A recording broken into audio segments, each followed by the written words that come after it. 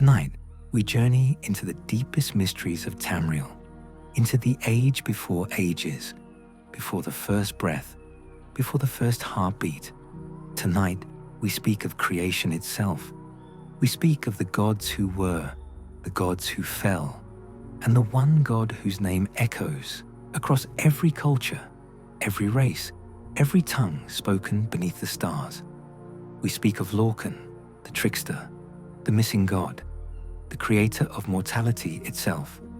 Close your eyes for a moment and imagine nothing, not darkness, for darkness is something, not silence, for silence implies the absence of sound, and sound has not yet been conceived. Imagine the void before void had meaning, the endless potential that existed when existence itself was merely a dream waiting to be dreamed. This is where our story begins, in the space that was not space, in the time that was not time, in the great and terrible nothing that preceded everything. Chapter 1. The primordial void and the birth of opposition. Before there were worlds, before there were gods, before there was even the concept of being, there existed two fundamental forces. Not beings, not yet. Forces, principles, the very first duality from which all else would spring. Anu, the everything. The primordial concept of stasis, order, and light. Anu was not conscious, not in any way we could understand consciousness. Anu simply was, an eternal, unchanging presence. The force that says, remain. The force that holds all things in their place, that seeks pattern, that seeks permanence. And where there is one, there must be another. Padome, also called Sithis in some traditions, though the relationship between these names is complex and layered. Padome embodied chaos, change, and darkness. The force that says, become. The force that shatters patterns, that refuses permanence, that drives all things toward transformation. These two forces existed in the void, and their very existence created tension. Picture two great serpents, one of crystalline light with scales sharp as reason, the other of absolute darkness with scales that shifted and changed with every movement. They circled one another in the nothing, their interplay creating the first sparks of what would become reality. This interplay, this cosmic dance between order and chaos, between stasis and change, between being and becoming, created something neither could have created alone. Their conflict, their eternal push and pull, gave birth to a third principle, Near. Some call her a being, others call her a concept. In truth, she was both and neither. Near was possibility itself, the grey maybe, the space between is and is not, where all potential dwells. She was born from the friction between Anu and Padome, a child of their opposition, and in her resided every possible world, every possible form, every possible future. The annotated Anuad tells us that both Anu and Padome were struck by Near's beauty. How could they not be? She represented everything they could never be, alone. Anu saw in her the perfection of stable form. Padome saw in her infinite potential for change. But Near loved only Anu. In the oldest stories, preserved in fragments across cultures, she chose the principle of order over the principle of chaos. She chose permanence. And with Anu, she conceived children. Not children as we understand them, but the 12 worlds of creation, 12 spheres of possibility, 12 experiments in existence, each one a different expression of what reality could be. Padome, consumed by jealousy and rage, returned. He struck Near, murdered her even as she gave birth to these worlds. Anu, driven by grief and fury, fought his brother. They battled across the void, tearing at one another, destroying the very fabric of potential reality in their war. Finally, Anu cast Padome outside of time itself, into the space beyond spaces. But the victory was hollow. Nir was dead. The 12 worlds were shattered. Anu gathered the fragments of these broken worlds, fragments of his dead love, and from them he forged a single new world. He created Nirn, named for Nir herself, a monument to what was lost. But Padome rose once more. In one final, terrible clash, he struck Anu through the chest. Anu, knowing he could not win, that this conflict would never truly end, did the only thing he could. He dragged both himself and Padome outside of time forever, locking them in eternal combat in a place beyond reach, beyond change, beyond ending. Their blood spilled as they fell, and from this blood, new beings were born. From Anu's blood alone came the stars, points of pure order in the night sky. From Padome's blood alone came the Daedra, spirits of change unbound by creation. And where their blood mingled, where order and chaos mixed together, there emerged the Aedra, beings capable of both good and evil, beings who would inherit the task of shaping the new world Anu had made from Nir's death. This is the story as the annotated Anuad tells it. But there are other stories, other ways of understanding what came before. In the Altmeri telling, the sequence is different, more abstract, more concerned with the process of self-knowledge and reflection. Before anything could truly exist, Anu had to understand himself. An unconscious force cannot create, so Anu birthed from himself a soul. His own soul, yes, but also something more. He created Anui-El, which means, roughly, the soul of everything. Anui-El was Anu's self-reflection, Anu's way of perceiving himself. Through Anui-El, Anu could know what he was, but Padome, being Anu's opposite and equal, did the same. From Padome emerged Sithis, not merely chaos, but the soul of limitation itself, the sum of all things that Anui-El was not, the boundaries that define by their absence. Sithis represented every way in which things could differ from one another, every form of negation, every limitation that allowed one thing to be distinguished from another. The interplay between Anui-El and Sithis created something called the Arbis. The Arbis is everything. It is the entire universe, all of reality, both visible and invisible, both physical and metaphysical. Within the Arbis existed multiple realms: Aetherius, the immortal plane, the realm of magic and pure potential; Oblivion, the realm of chaos and change, where reality bends to will; and between them, the space where Mundus would eventually form. From the interaction of Anui-El and Sithis, from the tension between order and chaos playing out on this new stage of existence, beings began to emerge. Not gods, not yet, spirits, the Et-Ada, the original spirits. They were fragments of divine consciousness, aspects of the great forces that had created them, taking individual form for the first time. Anui-El, seeking to understand himself as Anu had sought understanding, birthed his own soul in turn. From Anui-El came Ariel, who would be known by many names in time to come. Akatosh to the Imperials, Alduin to the Nords, though that aspect is twisted, Alkosh to the Khajiit, the dragon god of time. Ariel did something extraordinary. He brought time into existence. Before Ariel, there was only the eternal now, the unchanging moment.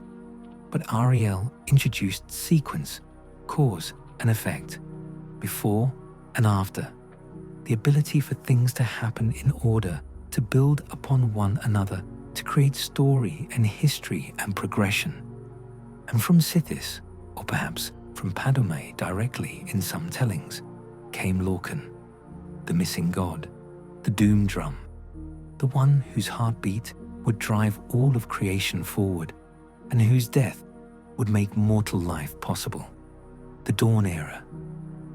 Simply speaking, its name evokes mystery, because the Dawn Era defies understanding in any conventional sense. It is the period before recorded time, before linear history, before the rules of cause and effect solidified into anything mortals could comprehend. During the Dawn Era, time existed, but it did not flow as it does now. Imagine time as a river that runs in circles, that flows backward and forward simultaneously, that splits and merges and contradicts itself moment by moment. Events happened, but they happened in no particular order. Beings existed, but they existed in multiple forms simultaneously. The very laws of reality were fluid, changing, negotiable. The Aedra wandered through this age of wonder and terror. They took forms and shed them like garments. They were giants and they were ideas. They were forces of nature and they were individual consciousness. Identity itself was uncertain.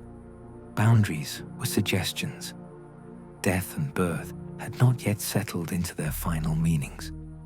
Some of the original spirits were immensely powerful. They would come to be called the Aedra and the Daedra, though these names would only gain meaning later, in the wake of a great schism that had not yet occurred. At this time, they were simply spirits, exploring the abyss, learning what they could be.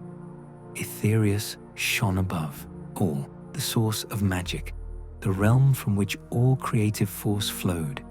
Oblivion churned below, raw potential waiting to be shaped by will. And in between, there was nothing, a gap, an absence, a place where something could exist that was neither purely magical nor purely chaotic. The Aedra created many things in this time. Some built their own realms within oblivion, pocket dimensions that reflected their nature. Others roamed Aetherius, exploring the limits of magic and possibility. But one spirit looked at the space between and saw something none of the others had seen. Lorkhan walked to the very edge of the orbis. He traveled further than any spirit had gone, to the place where existence itself grew thin, where the dream of reality threatened to end. And when he reached that edge, he did something remarkable. He turned around and looked back. From that vantage point, standing at the boundary of everything, Lorkhan saw the orbis not as the infinite expanse it seemed from within, but as a finite thing, a wheel, a great wheel of existence turning endlessly, carrying all the spirits around and around in their eternal dance. And at the center of the wheel, barely visible, holding it all together, was the tower. The tower, not a physical thing, though physical representations would later be built. The tower was the axis of existence, the point where all things connected, the spoke around which the wheel turned. What Lorkhan understood in that moment has been lost to time, but given what came after, given the world he chose to create, we can infer something fundamental changed in his perspective. The texts that survive hint at a revelation so profound it would drive everything that followed. He saw something about the nature of existence itself, something about consciousness, about the self, about what it means to truly be, rather than simply exist. This knowledge, whatever its exact nature, became the seed from which his vision of Mundus would grow. And from this realization came Lorkhan's great plan, his grand deception, or his beautiful gift, depending on who tells the tale. Chapter 2. The Proposal. Let us create a world. Lorkhan returned from the edge of the orbis, changed. He had seen something the other spirits had not seen. He had understood something they did not understand, and he knew what needed to be done. He went among the Aedra, and he spoke to them of a new world, a place unlike Aetherius and unlike Oblivion, a place where the spirits could become something more than they were, a place where the limitations of the current existence could be overcome, a place of true creation, not merely the reshaping of what already existed. He called this place Mundus, the mortal plane. In the Cyrodiilic version, told in Shazar's song, Lorkhan came to the spirits and spoke to them of becoming mothers and fathers, of creating not more spirits, but something entirely new. Children, offspring, beings who would be born, live, and die, beings who would carry forward the legacy of their creators in ways the immortal spirits never could. It was a beautiful vision. It was also a terrible one. To the humans of Tamriel, Lorkhan is a hero. He is Shizar, the spirit behind all human undertaking. He is Shor, the warrior king who stands with humanity against their enemies. He gave them life. He gave them death.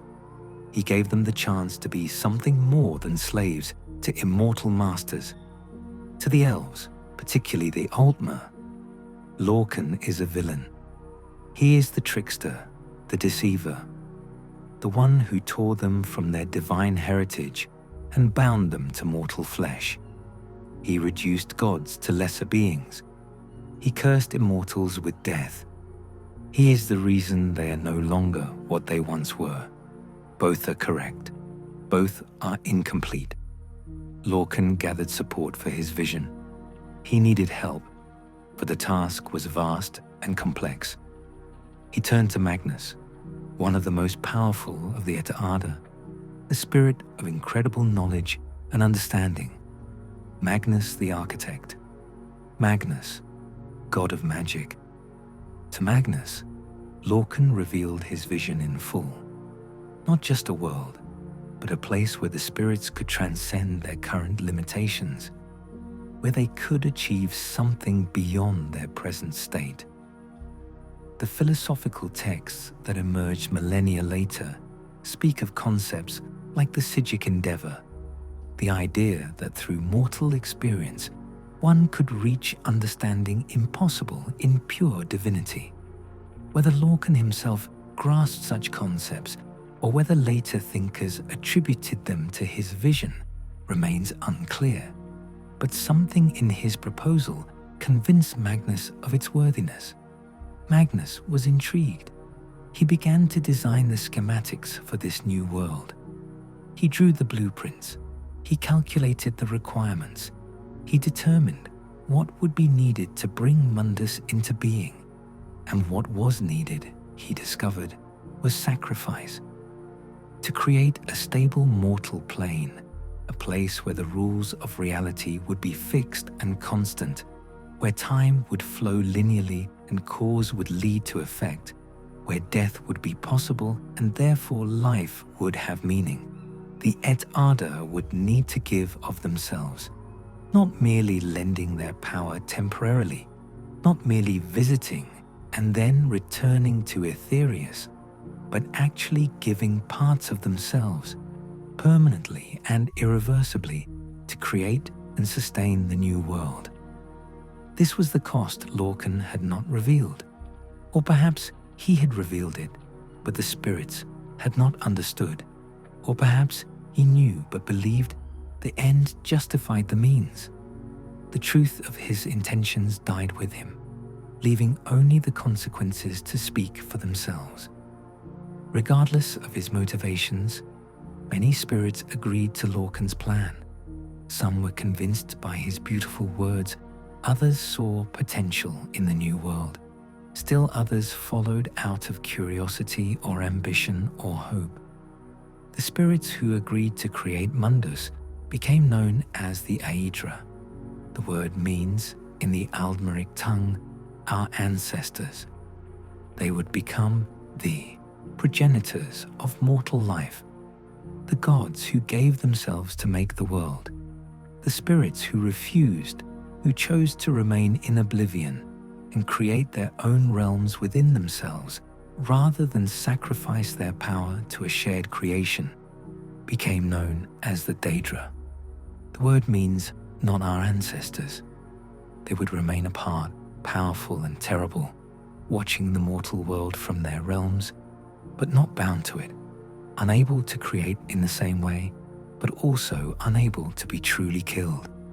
The work began. The Aedra poured their essence into Mundus. They shaped continents and oceans. They created the laws of nature. They established the rules by which the mortal plane would function. And with each act of creation, they grew weaker. This was not the slow weakening of age or the temporary exhaustion of effort. This was fundamental, permanent, irreversible. With each piece of themselves they gave to Mundus, the Aedra became less divine, less powerful, less immortal. Magnus watched this process with growing horror. He had calculated the cost, yes, but calculating and experiencing are different things. He saw his fellow spirits diminishing, saw their aspects dying off, saw them transforming from eternal beings into something far less. And Magnus made a choice. Magnus fled. As Mundus approached completion, as the mortal plane began to stabilize and the true cost became undeniable, Magnus abandoned the project. Some say he left in disgust. Others say he left in fear. Still others claim he left in wisdom, recognizing that to stay would be to die, and that the world needed him alive more than it needed his sacrifice. Magnus tore through the veil between Mundus and Aetherius with the full force of his departing power. He ripped a hole in the fabric of reality, a great wound through which the magic of Aetherius could pour into the mortal plane below. That hole became the sun, the largest source of light and magic in the mortal world, the eye through which Aetherius watches Mundus. Magnus himself, some say. His presence, visible every day, a reminder of what was lost when the gods gave themselves to creation. Many other Aedra followed Magnus in his flight. They had joined the project, contributed their power, but when they saw what was happening, they too chose to flee rather than sacrifice themselves completely. These spirits became known as the Magna G, the Star Orphans, the children of Magnus. As they fled, each one tore smaller holes in the veil, hundreds of them, thousands of them, and those holes became the stars. Each star in the night sky is a window into Aetherius, a pinprick through which magic flows into Mundus. Each star represents a spirit who chose escape over sacrifice. Through these holes, through these tears in reality, Magica flows. The raw creative force of Aetherius pours into Mundus, making magic possible, making transformation possible, making mortals capable of feats their limited flesh should not allow. Magnus's gift, even in his abandonment, was magic itself, but not all fled. The Aedra, who had committed fully to Mundus, who had invested too much of themselves to safely withdraw, remained behind. They faced a terrible choice. They could not return to Aetherius, not without unmaking all they had created. They could not remain as they were, for they had already given too much of their divine essence. So they chose different paths. Euphrae was the first to make the ultimate sacrifice. Euphrae, who the Bosmer called the storyteller, who some identify with Geoffrey of the Altmeri tradition, saw that Mundus was still unstable. Without Magnus to guide the creation, without his presence to hold the design together, the mortal plane threatened to collapse into chaos. So Euphrae gave himself completely, not merely power, but identity. not merely divinity, but self. Y'ffre became the laws of nature themselves, the rules that govern how things grow, the principles that determine form and shape, the very concept of fixed identity. Y'ffre became the first of what would be called the Earthbones. Other Aedra followed Y'ffre's example. They sacrificed their individual existence to become the framework of reality itself. They became gravity. They became the flow of time. They became the cycle of seasons. They became death. They became growth. They became all the invisible forces and laws that make a stable world possible. The Earthbones are the reason grass grows and water flows downhill and fire burns and ice melts. They are the bones of the earth in a literal sense, the skeletal structure upon which physical reality hangs. Without them, Mundus would have been nothing but formless chaos, as mutable and strange as oblivion itself. But not all the Aedra chose to become Earthbones. Some wanted to remain as individuals, even if they could no longer remain as gods. They chose a different path. These spirits became the Aedra. The word means, roughly, Earthbones, but in practice, the Aedra were different from the sacrifice spirits. The Aedra retained their consciousness, their sense of self. They walked upon Nirn as physical beings, though beings still far more powerful than the mortals who would eventually descend from them. The transition from Aedra to Aedra was not clean or simple. It happened gradually, over generations. The children of the Aedra were weaker than their parents. The grandchildren were weaker still. Each successive generation lost some of the divine spark, becoming more limited, more physical, more bound by the laws of nature their cousins had become. This process is called diminishment, the slow fade from godhood to mortality, and it is the reason elves claim descent from the divine, while humans do not see themselves in the same way. The Aedra, even diminished, were not uniform. The fragments of the 12 shattered worlds that Anu had combined to make Nirn had landed in different places. Some landed intact, carrying their Aedra relatively whole, others scattered, throwing their Aedra across the world in disarray. The Aedra, whose world fragments survived, became known as the Old Aedra. They fortified their land, hid it from the chaos of the new world, and tried to preserve what they had been. They remembered their divine heritage. They kept their ancient ways. They look upon Mundus with sadness and regret, mourning their lost immortality. These old Aedra would become, in time, the ancestors of the Mer, the elves, those who remember and resent. The other Aedra, scattered and lost, spent long ages finding one another across the hostile new world. They wandered through lands still forming, through chaos still settling, struggling to survive in a reality that no longer bent to their will. They adapted, they changed, they learned to thrive in the harsh, mortal plane rather than simply lamenting what was lost. These wandering Aedra would become, in time, the ancestors of men, the humans, those who embrace the gift of mortality rather than mourning lost divinity. For an age, the two groups of Aedra existed apart.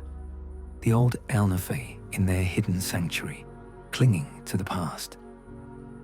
The wandering Aedra spread across the rest of Nirn, building new lives in a new world. Eventually, the wandering Aedra discovered the hidden land of the old Aedra. They came with joy, excited to find others of their kind, others who remembered the time before. They expected welcome, they expected reunion. Instead, they found scorn. The old Aedra looked upon their wandering kin and saw degradation. They saw beings who had fallen from grace, who had let themselves diminish even further than necessary, who had abandoned their heritage for survival.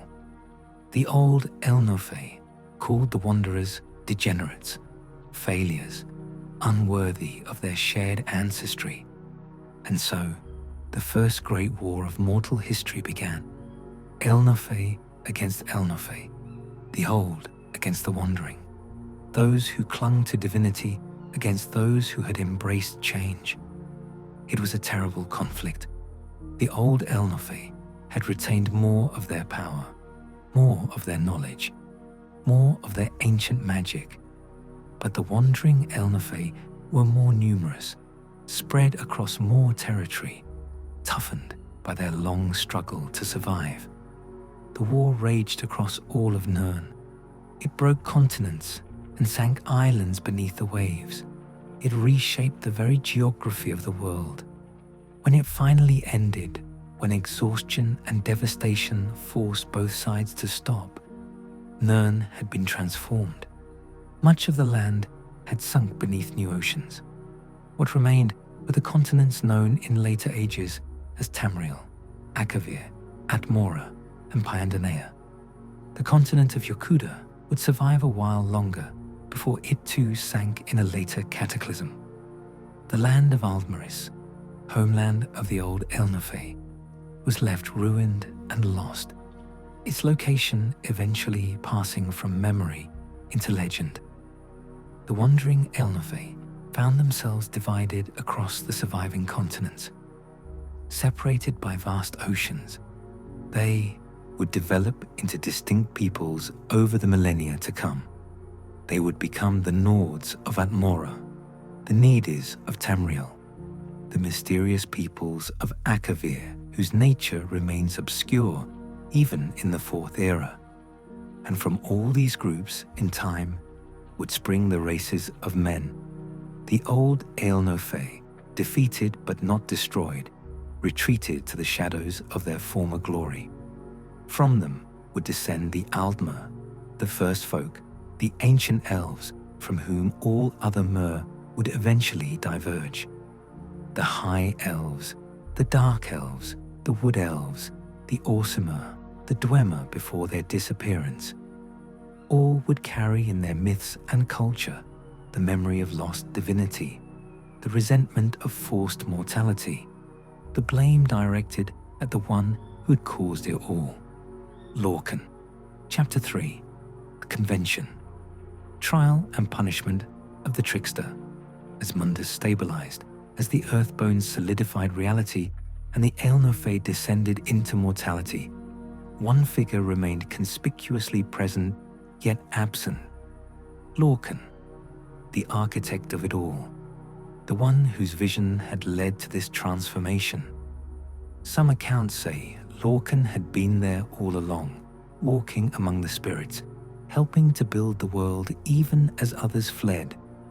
Other accounts say he had separated himself from the process, watching from outside, observing his experiment. Still others claim he had been trying to achieve something else entirely, something that had failed, leaving him trapped in his own creation. Regardless of where he had been, the other Aedra knew where to find him, and they were angry. The remaining Aedra, those who had neither fled nor fully sacrificed themselves to become Earthbones, convened at a place called the Adamantine Tower, the Dereni Tower, Adamantia, the Tower, Tower Zero. This was the first tower, not built by mortal hands, but formed by the Aedra themselves as the first stable structure in the mortal plane. Some say it rose from the earth where Akatosh's vessel planted itself into Nirn.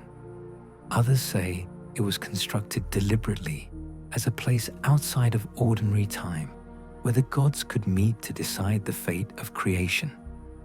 The gathering at the Adamantine Tower became known as the Convention. It marked the end of the Dawn Era and the beginning of linear time.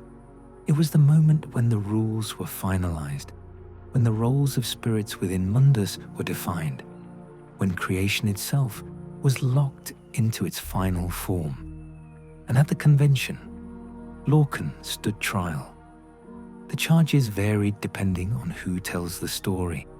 The Altmer say he deceived the Aedra, tricked them into sacrificing their divinity through lies and manipulation. They say he promised them glory and gave them weakness. They say he stole their immortality for his own mysterious purposes. The Nords say the foreign gods, the elven gods led by Ariel, conspired against Shor out of jealousy and spite.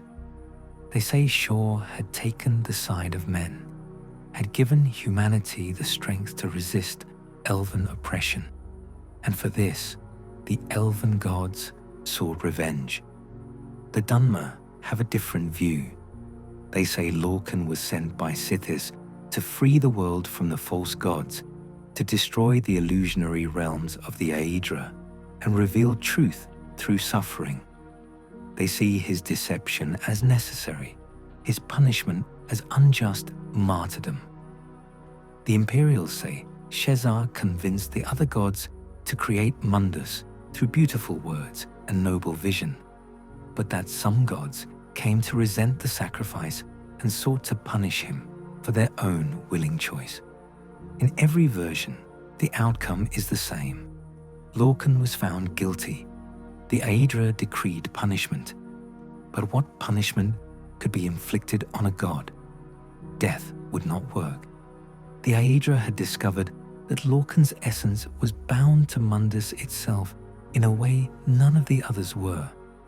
He could not be killed without unmaking the world. And despite their anger, despite their resentment, the Aedra were not willing to destroy what they had sacrificed so much to create. So they settled on a different punishment, one that would satisfy their desire for justice while preserving the world. They would take his divine center, the source of his power, the very core of what made him a god. They would take his heart. Trinimac, the warrior god, champion of the Altmer, stepped forward. This was the strongest of the Aedra who remained on Nirn, Auriel's greatest knight, the shield thane of the time god himself. Trinimac was more than merely a warrior.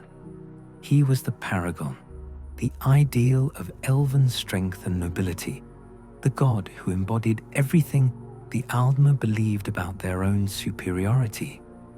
When the Aedra walked Nirn in the early days, when the world was still young and the boundaries between divine and mortal remained blurred, Trinimac stood tallest among them. The legends vary in their details. Some say Trinimac alone performed the deed, that he knocked Lorkhan down before his army of men, demonstrating elven supremacy for all to witness. Others claim Ariel commanded the action, and Trinimac merely carried out his lord's will with unwavering loyalty. Still other accounts suggest multiple Aedra worked together, each contributing their power to the terrible deed that needed doing. But all agree on what happened next. Trinimac struck Lorkhan. He reached in with more than hands, reached with divine power, with the essence of what made him a god. He grasped the heart itself, that pulsing core of Lorkhan's being, the piece that kept the trickster bound to his godhood. The heart resisted. It fought. It was not meant to be removed, not meant to be separated from the god to whom it belonged. But Trinimac was strong, stronger than any other Aedra who walked Nirn. So he tore the heart free. Lorkhan's scream echoed across all of creation. His body convulsed, his power shattered, and he was undone. The Aedra tried to destroy the heart. They struck at it with all their remaining power. They attempted to unmake it, to annihilate it, to erase it from existence. Trinimac himself, strongest of those present, brought his full might to bear against this piece of divinity, torn from the body of his enemy. But the heart laughed at them. The accounts preserve its words, spoken in a voice that seemed to come from everywhere and nowhere at once. This heart is the heart of the world, for one was made to satisfy the other. The heart could not be destroyed because it was tied to Nirn itself. It was the heart of the world, literally. To destroy it would be to destroy everything they had sacrificed to create. To unmake the heart would be to unmake Mundus, to render all their suffering meaningless, to undo the very purpose for which they had gathered at convention. The Aedra stood in shocked silence. They had punished Lorkhan. They had taken his heart, his divine center, the source of his power. But they could not end what he had begun. The world would endure. Mortality would continue, and the heart, indestructible and terrible, would remain as a testament to what had been wrought. So Ariel, in his wisdom or his rage or his mercy depending on the telling, made a different choice. He took the indestructible heart and fastened it to an arrow. He drew his great bow, the bow that would later become known as Auriel's bow, one of the most powerful artifacts in all of Tamriel, and he shot the heart far away, deep into the mortal world, to a place where no one would ever find it. The arrow flew across the sky like a meteor. It fell to earth far to the east, in the land that would become known as Resdan, later Morrowind. The impact was catastrophic. The heart struck with such force that it created a mountain, a massive volcanic peak that would come to be called Red Mountain, or Dagoth-Ur, in the tongue of the Chimer. The heart buried itself deep within the mountain, pulsing with divine power. And though it was separated from Lorkhan, though it was cast away and hidden, it could not be destroyed. It remained, beating in the darkness, the literal heart of the world, waiting to be found. As for Lorkhan himself, his body did not simply vanish. The corpse of a god cannot disappear without consequence.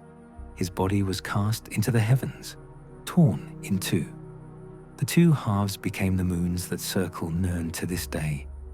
Massa and Secunda, the two moons, one larger, one smaller, both visible in the night sky, constant reminders of what was lost, of what was sacrificed, of the god who gave himself so that mortals could exist. The Khajiit, in their wisdom, understand this better than most. To them, the moons are sacred, are Joan and Jode, the dance of Lorkhan's remains across the sky. The convention marked the end of the Dawn era, with Lorkhan punished, with the heart hidden away, with the rules of reality finally set and fixed. Time began to flow in a single direction. Cause led to effect. Birth led to death. History became possible. The age of gods was over. The age of mortals had begun. The heart of Lorkhan remained beneath Red Mountain for thousands of years, pulsing with divine power, waiting to be found. But Trinamac's story did not end at convention. The strongest of the Aedra, the champion who had defeated Lorkhan himself, would face a reckoning far more terrible than any battle against the missing god. His fate would be intertwined with Lorkhan's legacy in ways none could have foreseen, demonstrating that even victory over the Doom Drum carried consequences that echoed through the ages. Trinamac, the Velothi, and the birth of the Orcs. Thousands of years passed after convention. The mortal races emerged from the diminished Elnofey, spreading across Tamriel, building their first civilizations. The Altmer, descendants of the old Elnofey, established themselves on the Somerset Isles, creating a society built on the memory of lost divinity, on rigid hierarchy, on the worship of their Aedric ancestors who had given themselves to create the world. And among those ancestors, Trinimag held a place of highest honor. He was venerated as the warrior god who had saved the Aldmer from Lorkhan's deception. He was the shield thane, the paragon, the strongest of all the Aedra who still walked among mortal kind in those early days. His priests were powerful, his teachings influential.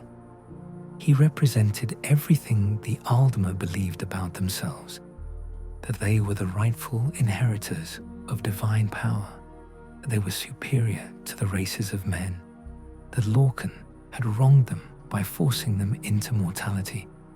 But not all Aldmer agreed. During the Merethic era, or perhaps even earlier in the Late Dawn era, depending on which sources you trust, a prophet arose among the Aldmer. His name was Veloth. Saint Veloth, the pilgrim, he would later be called. Veloth, the prophet, the father of an entire people who would reshape the religious landscape of Tamriel. Veloth came from nobility, from the upper echelons of Aldmeri society, but he looked upon his homeland with growing disgust. He saw decadence where others saw refinement. He saw stagnation where others saw stability. He saw a people so obsessed with reclaiming their lost divinity that they had forgotten how to grow, how to change, how to become something new. And in his dreams, Veloth heard voices, not the voices of the Aedra, those diminished ancestors who had given everything and now could barely interact with the mortal world, but the voices of the Daedra, the spirits who had refused Lorkhan's call, who had kept their power, who remained mighty and terrible in their realms within oblivion. 3 voices spoke to Veloth with particular clarity. Boethia, the prince of plots, master of deceit and rebellion. Mephala, the web spinner, keeper of secrets and murder. And Azura, the queen of dawn and dusk, goddess of transitions and twilight. These 3 would come to be known as the Good Daedra, though that term would only make sense to those who followed Veloth's vision. Boethia spoke to Veloth of lies, the lies that the Aldmer told themselves, the lie that they were somehow still divine, still worthy of worship themselves, when they had been reduced to mere mortals, the lie that Lorkhan had wronged them, when perhaps the Daedric prince suggested Lorkhan had given them the greatest gift of all, the chance to become something more than static spirits bound by their own natures. This teaching would later be called the Triangle Truth, though its exact meaning remains debated by scholars. The truth that the Aldmeri teachings were lies. The truth that mortality was not a curse, but an opportunity. The truth that through struggle and suffering, mortals could achieve what the unchanging spirits of Aetherius never could. Genuine transformation, genuine growth, genuine understanding earned through experience, rather than simply existing as a fragment of divine consciousness. Mephala taught Veloth and his early followers the practical skills they would need. In those days, the Aldmer who disagreed with mainstream society faced persecution. Dissidents were not tolerated in the rigid hierarchy of Somerset, so Mephala taught them secret murder, taught them how to evade enemies, taught them the skills of stealth and subterfuge. She, along with Boethia, taught them how to organize themselves into clans and houses rather than the rigid castes of Aldmeri society. This would eventually become the foundation for the great houses that would define Chimeri and later Dunmeri culture. Azura taught the mysteries. She taught them how to be different from the Aldmer, how to embrace the transitions that mortality demanded, how to find beauty in change rather than lamenting it. She taught them that twilight, that space between day and night, was sacred, that the in-between places, the liminal spaces, held power, that they did not need to be what they had been to be worthy. Veloth gathered followers, not many at first. The teachings were radical, dangerous, heretical in the eyes of the Aldmeri establishment. To worship the Daedra, the not our ancestors, was to reject everything Aldmeri society stood for. To claim that Lorkhan might have done something good was to spit on the memory of the Aedra who had been tricked into mortality. But Veloth's message resonated with those who felt trapped by Aldmeri society, with those who had failed to live up to its impossible standards, with those who wanted something different, something new, something that allowed for failure and growth rather than demanding perfection from birth. The movement grew, slowly at first, then faster. Veloth's followers began to call themselves the Veloti, taking their prophet's name as their identity. They were also called the Changed Ones, or in their own tongue, the Kaima. The word meant people of the north, for they planned to travel north and east, away from the Somerset Isles, to find a new home where they could practice their faith without persecution. But they could not simply leave. The Aldmeri establishment saw the Veloti movement as a threat, a corruption that might spread if not contained. And the most vocal opponent of Veloth's teachings was the priests of Trinimac. Trinimac, remember, was the god who had defeated Lorkhan. His priests preached that Lorkhan had deceived the Aedra, had stolen their divinity through lies and trickery. To them, Veloth's claims that Lorkhan might have had noble purposes were the worst kind of heresy. Lorkhan was the enemy. Lorkhan was the villain. And anyone who suggested otherwise was spreading dangerous lies that undermined the entire foundation of Aldmeri faith. Trinimac's followers were powerful. They were numerous. They were determined to stop the Velothi exodus before it could truly begin. They condemned the new sect for blasphemy. They threatened exile for anyone who did not abandon Veloth's teachings. They stood as a wall between the Velothi and their dream of a new homeland. And so, Boethia acted. The story of what happened next has been told in many ways, in many cultures, with many variations, but the core remains consistent across the retellings. Boethia confronted Trinimac, and in that confrontation, the warrior god was transformed into something terrible. In the Dunmerry telling, preserved in texts like the Changed Ones and passed down through temple teachings, the story goes like this. Boethia came to where Trinimac's priests were about to pass judgment on Veloth and his followers. The Daedric prince wore a disguise, perhaps simply appearing in mortal form, perhaps taking the shape of someone innocuous. Trinimac himself was present, standing with his followers, ready to condemn the Velothi as heretics and drive them back into conformity. Then Boethia revealed themselves, and in a display of power that shocked all who witnessed it, Boethia opened their mouth impossibly wide and swallowed Trinimac whole. The Aedra, weakened by their sacrifice at convention, was no match for a Daedric prince at full power.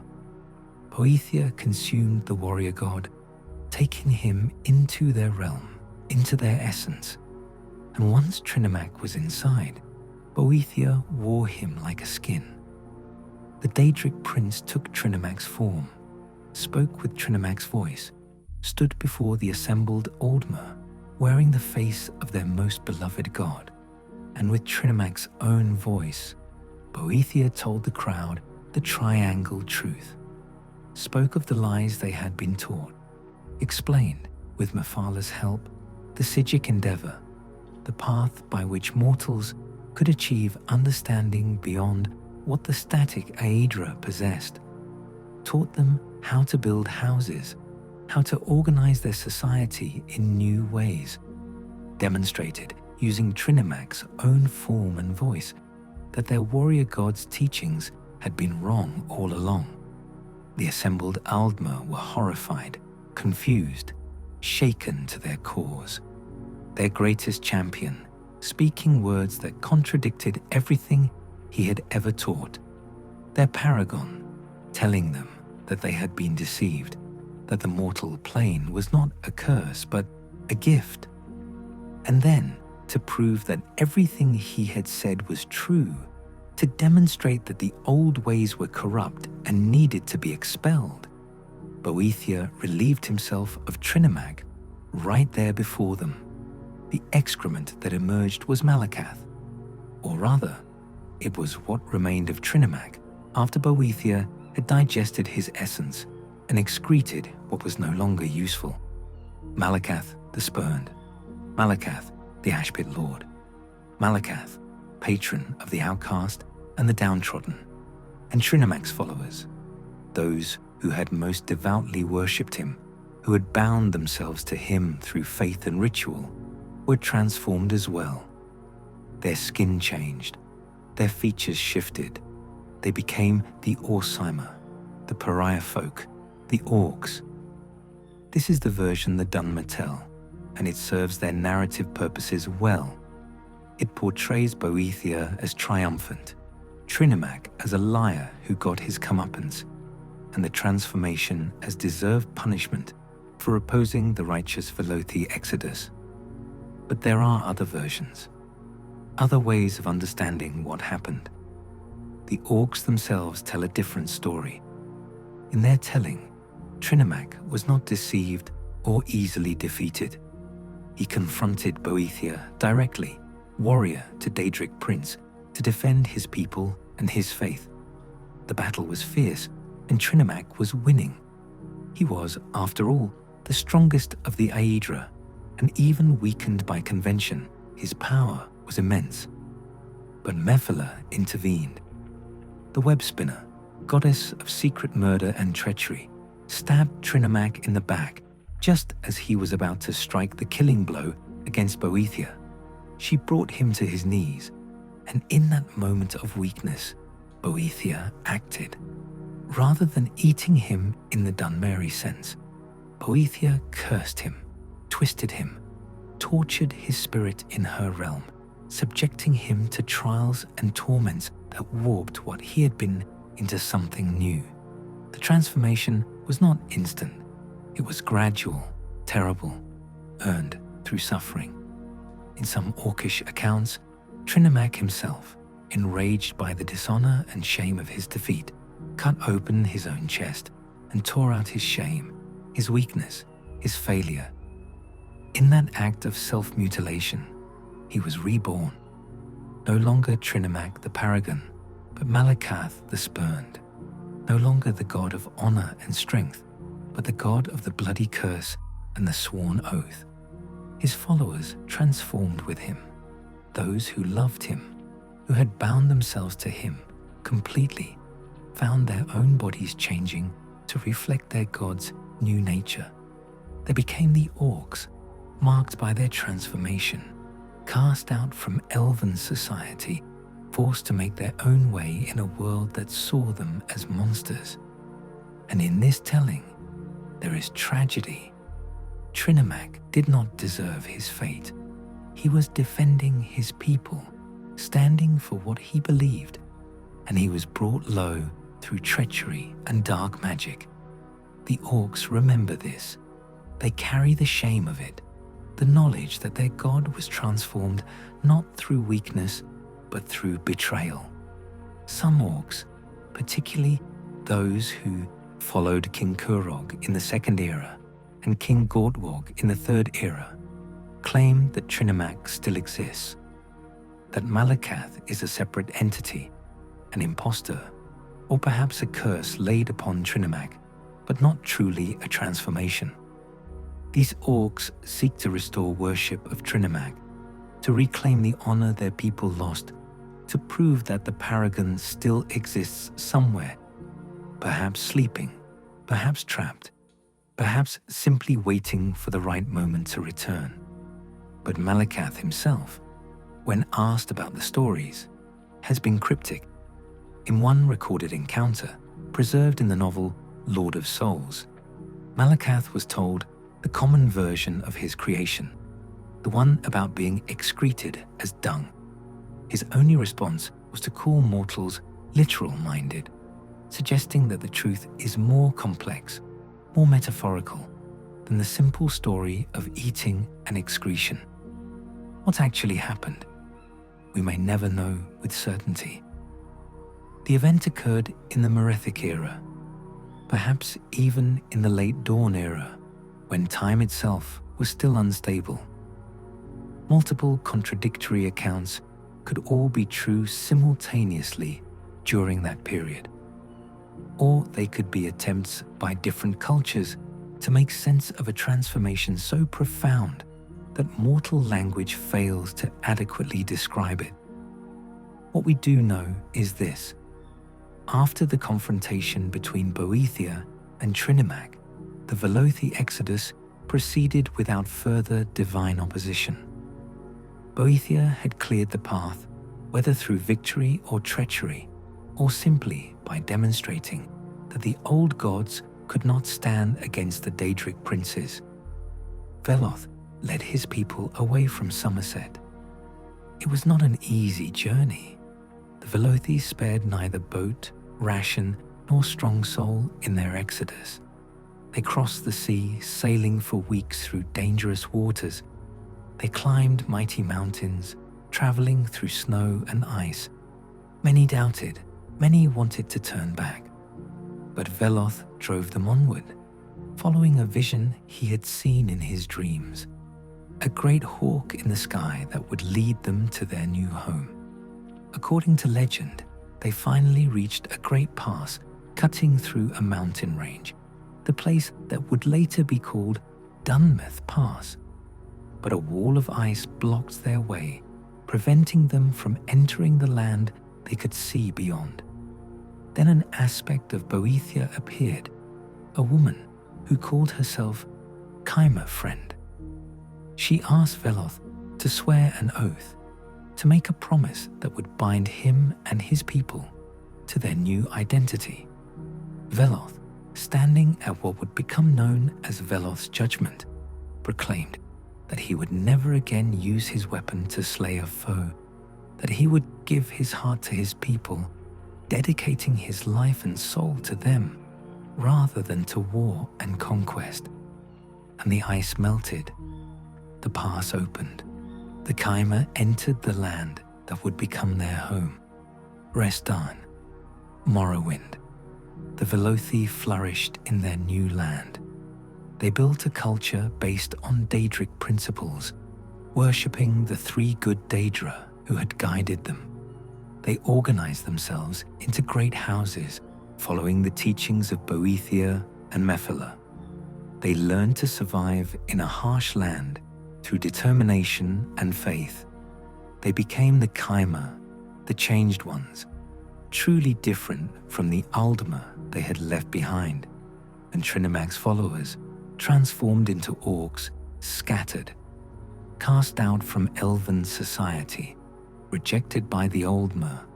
They wandered in search of a place to call home. They would eventually settle in the Hrothgarian mountains and other wild places, building their own culture based on strength and honor, carrying the memory of their fallen god and the shame of his transformation. The legacy of that confrontation would echo through all of Tamrielic history. The Dunmer would remember Boethia's triumph as proof of their faith's validity. The orcs would remember Trinimag's defeat as a wound that never healed, and scholars would debate for ages whether the warrior god truly became Malakath, or whether something more complex occurred that day when Daedra and Aedra clashed over the fate of Veloth's people. But regardless of interpretation, one fact remains undeniable. Trinimac, the Aedra who had torn out Lorkhan's heart and ended the trickster god's influence on creation, was himself undone. The strongest of the remaining Aedra fell, transformed, reduced, and in his fall, a new people were born, marked by transformation and shame, seeking honor in a world that offered them none. The wheel of history had turned again, and once more, Lorkhan's legacy, that pattern of transformation through suffering, of change through loss, had claimed another victim. Chapter 4. The Heart of Lorkhan and its Discovery. The Dwemer's fatal ambition. For thousands of years, the heart of Lorkhan remained hidden beneath Red Mountain, pulsing with divine power in the darkness. It sent tremors through the earth. It heated the magma that flowed beneath the mountain's surface. The volcano itself was a product of the heart's presence, a wound upon Nirn, where divine power too great to contain had struck the world with the force of Ariel's arrow. The Chimera who settled in Rezdan, who would later become the Dunmer, built their civilization in the shadow of Red Mountain. They could feel its presence, even if they did not understand what they felt. The mountain was sacred. The mountain was dangerous. The mountain was wrong in a way that defied mortal understanding. Ash fell from its peak, coating the land. Steam vents dotted the landscape around it. And in the deepest places, where few dared to go, there were sounds like a heartbeat, slow, steady, eternal. But the Chimera were not alone in Rezdan. The Dwemer, the deep folk, the dwarves, though they stood as tall as any elf, had lived there long before the Velothi exodus. The Dwemer were unique among the Mer, while the Altmer clung to their divine heritage, while the Chimera worshipped Daedra, while the Bosmer bound themselves to Yifra's Green Pact. The Dwemer rejected all gods entirely. To the Dwemer, the Aedra and Daedra were not beings worthy of worship. They were merely powerful entities whose existence could be studied, quantified, understood through reason and logic. The Dwemer believed in the power of technology, of tonal architecture, of understanding the fundamental vibrations that underlay reality itself. They built cities deep beneath the earth, architectural marvels powered by steam and sound, where brass mechanisms performed tasks that other races required magic to accomplish. The Dwemer mined deeper than any other race. They carved out vast caverns, explored the bones of the world, sought ores and minerals and knowledge in the darkness beneath the surface. And in their excavations beneath Red Mountain, in the deepest chambers where the stone grew hot and the air shimmered with heat, they found it, the heart of Lorkhan, still beating, still powerful, still impossibly, undeniably real.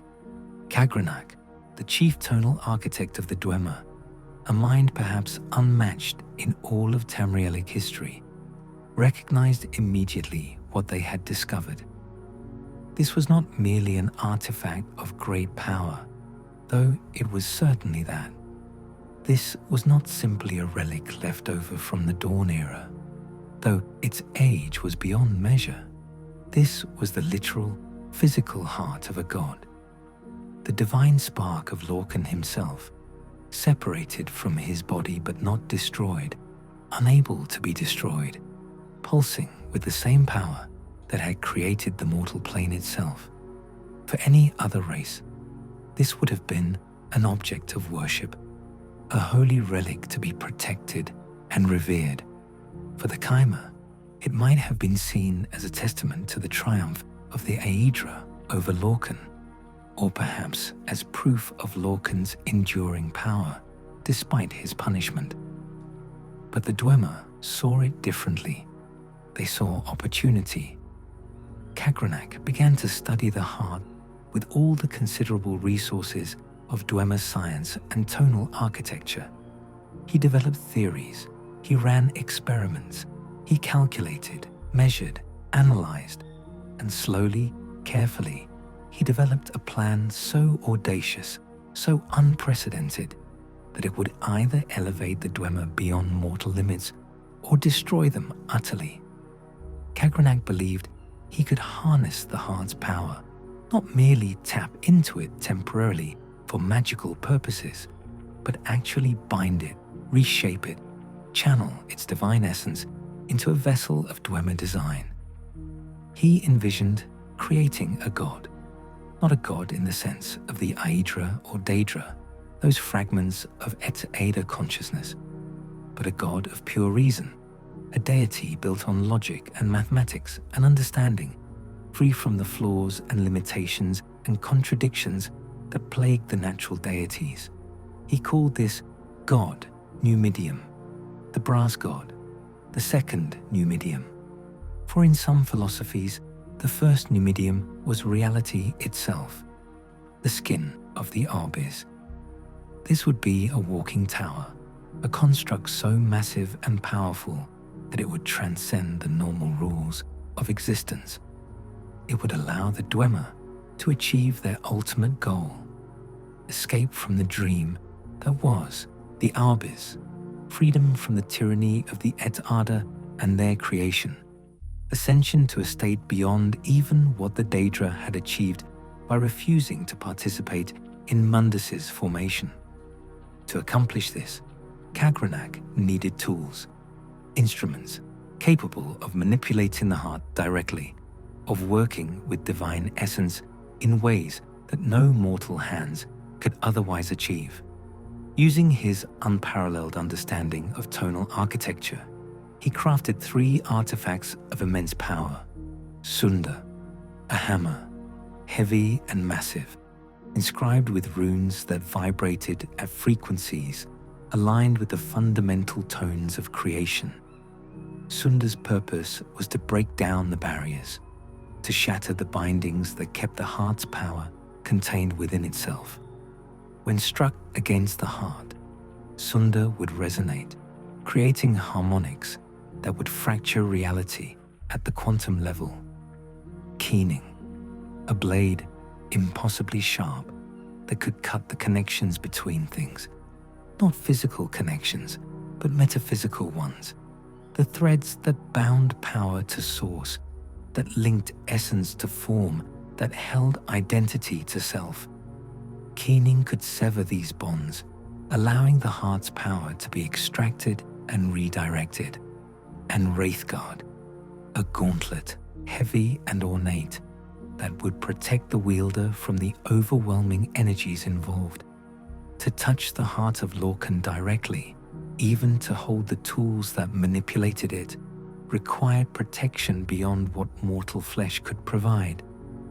Wraithguard served as both shield and insulator, allowing its wearer to handle forces that would otherwise annihilate any living being instantly. With these tools, Kagranak believed he could complete his grand work. He could tap the heart, channel its power into Numidium, and transform the entire Dwemer race in one magnificent stroke of genius. But Kagranak needed time to perfect his techniques, time to build Numidium to the necessary specifications, time to perform the calculations that would ensure success rather than catastrophic failure. And time was the one thing the Dwemer did not have. The Chimera had discovered what the Dwemer were doing. Lord Inderil Nerevar, the Hortator, the war leader of the Chimera people, learned that the Dwemer were attempting to manipulate the heart. News of this plan horrified the Chimera leadership. Vivek, Almalexia, and Sotasil, Nerevar's 3 closest advisors and the council who helped him rule, understood the implications immediately. The Dwemer were attempting to create a god. They were trying to achieve divinity through technology and reason, bypassing worship and faith entirely. To the Chimera, who had suffered and struggled to reach Resdain, who worshipped the three good Daedra, who believed that the relationship between mortal and divine was sacred. This was the ultimate blasphemy. But more than that, it was dangerous. The heart of Lorkhan was the heart of the world itself. To tamper with it, to try to channel its power or redirect its essence, risked unmaking everything. Sansar, the Dwemer succeeded. Who could say what would happen? If they failed catastrophically, the destruction might consume all of Resdain or even all of Tamriel. Nerevar did not want war. He and the Dwemer king, Dumak Dwarf King, were friends. They had formed the First Council together, an alliance between Chimera and Dwemer that had brought peace and prosperity to Resdain for generations. The two races had cooperated, traded, even intermarried in some cases. The First Council had driven the Nords back to Skyrim, reclaiming Resdain for its native peoples. But this could not stand. Nerevar pleaded with Dumak to stop Kagranak's work, to abandon the project, to leave the heart alone. Dumak, whether he agreed with Kagranak's goals or simply felt bound to defend his people's right to pursue knowledge, refused. He claimed Kagranak was merely studying the heart, that the Chimera's fears were overblown, that the Dwemer had everything under control. Nerevar did not believe him, could not believe him. The risk was too great. And so the War of the First Council began. Chimera against Dwemer, friend against friend. The alliance that had seemed so strong, so permanent, shattered over a single question. What should be done with the heart of a dead god? The war was bitter. It raged across Resdain, underground and above. The Dwemer fought with their technological marvels, steam-powered automatons, tonal resonators that could shatter stone, weapons that manipulated sound and vibration to devastating effect. The Chimera fought with faith and magic, calling upon the good Daedra for strength, wielding the mystical arts that the Dwemer so disdained. Cities fell, armies clashed. The land itself bore the scars of their conflict, and slowly, gradually, the Chimera gained the upper hand.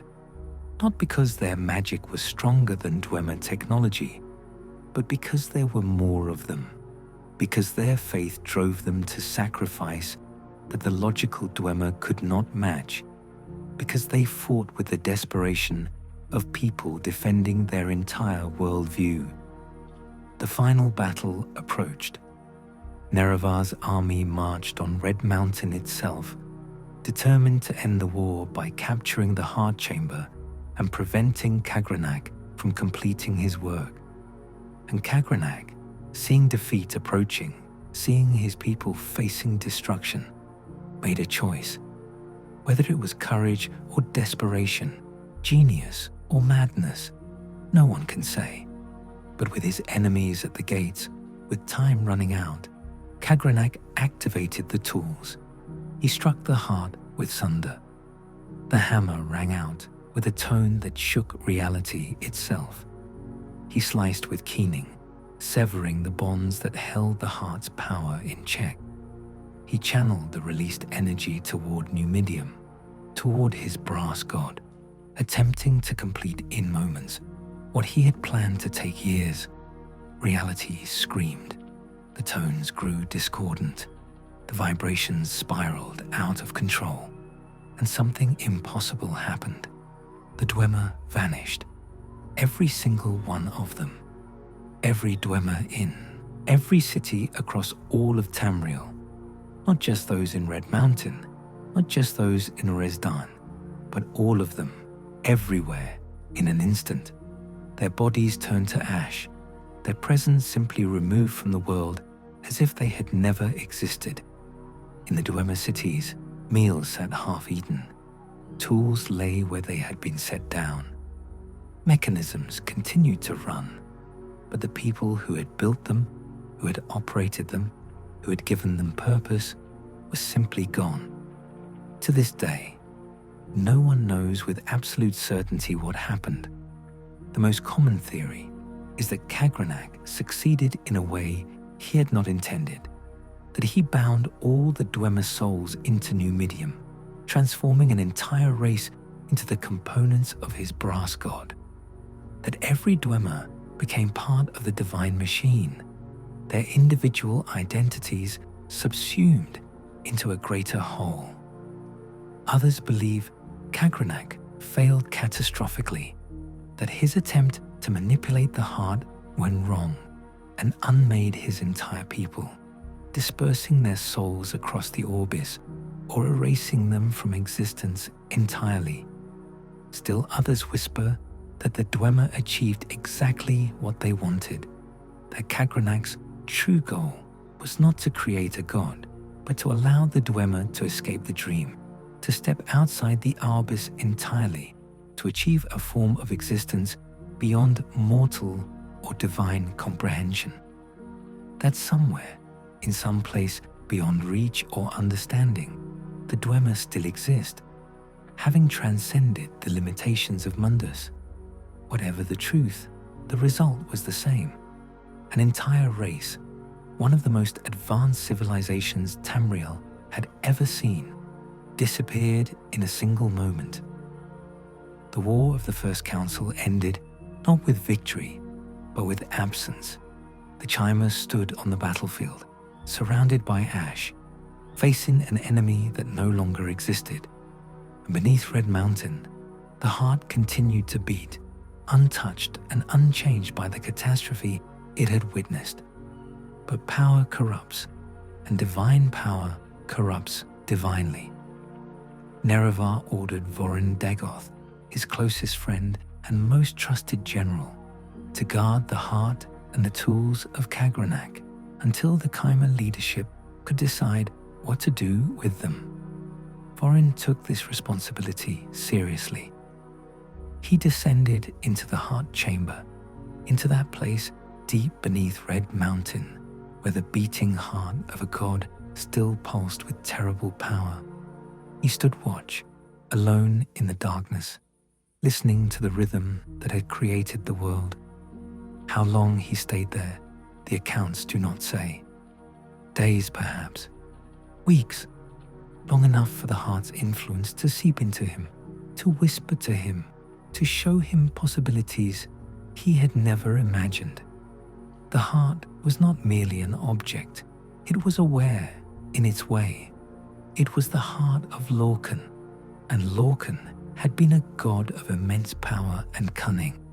Even separated from his body, even cast down and punished, even unable to directly act, the heart retained something of what Lorkhan had been, and it spoke to Vorin, showed him visions, offered him power, tempted him with the same promise Kagrenac had pursued, the chance to become more than mortal, to achieve divinity, to transcend the limitations that bound all living things.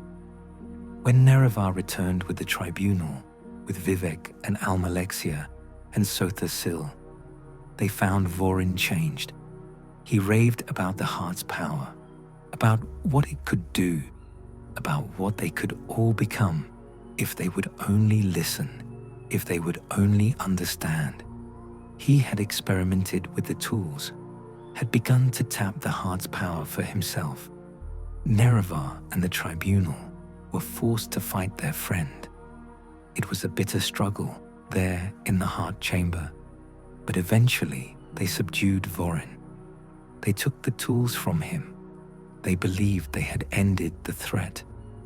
But as Nerevar lay dying from his wounds, as his life faded from the battle, and perhaps from poison some sources whisper, the tribunal faced a choice. They held the tools of Kagrenac. They stood before the heart of Lorkhan. They had just witnessed what its power could do, how it could transform a mortal into something greater. They had sworn oaths to Nerevar. They had promised they would never use the heart, never attempt what the Dwemer had attempted, never risk the dangers that came with tapping into divine power. Nerevar had made them swear this as he died, knowing the temptation would be great, knowing that power of this magnitude could corrupt even the best of intentions. But with Nerevar dead, with the Chimera people traumatized by war and the mysterious disappearance of the Dwemer, with threats on every border and uncertainty about the future, the tribunal broke their oath. They justified it, of course.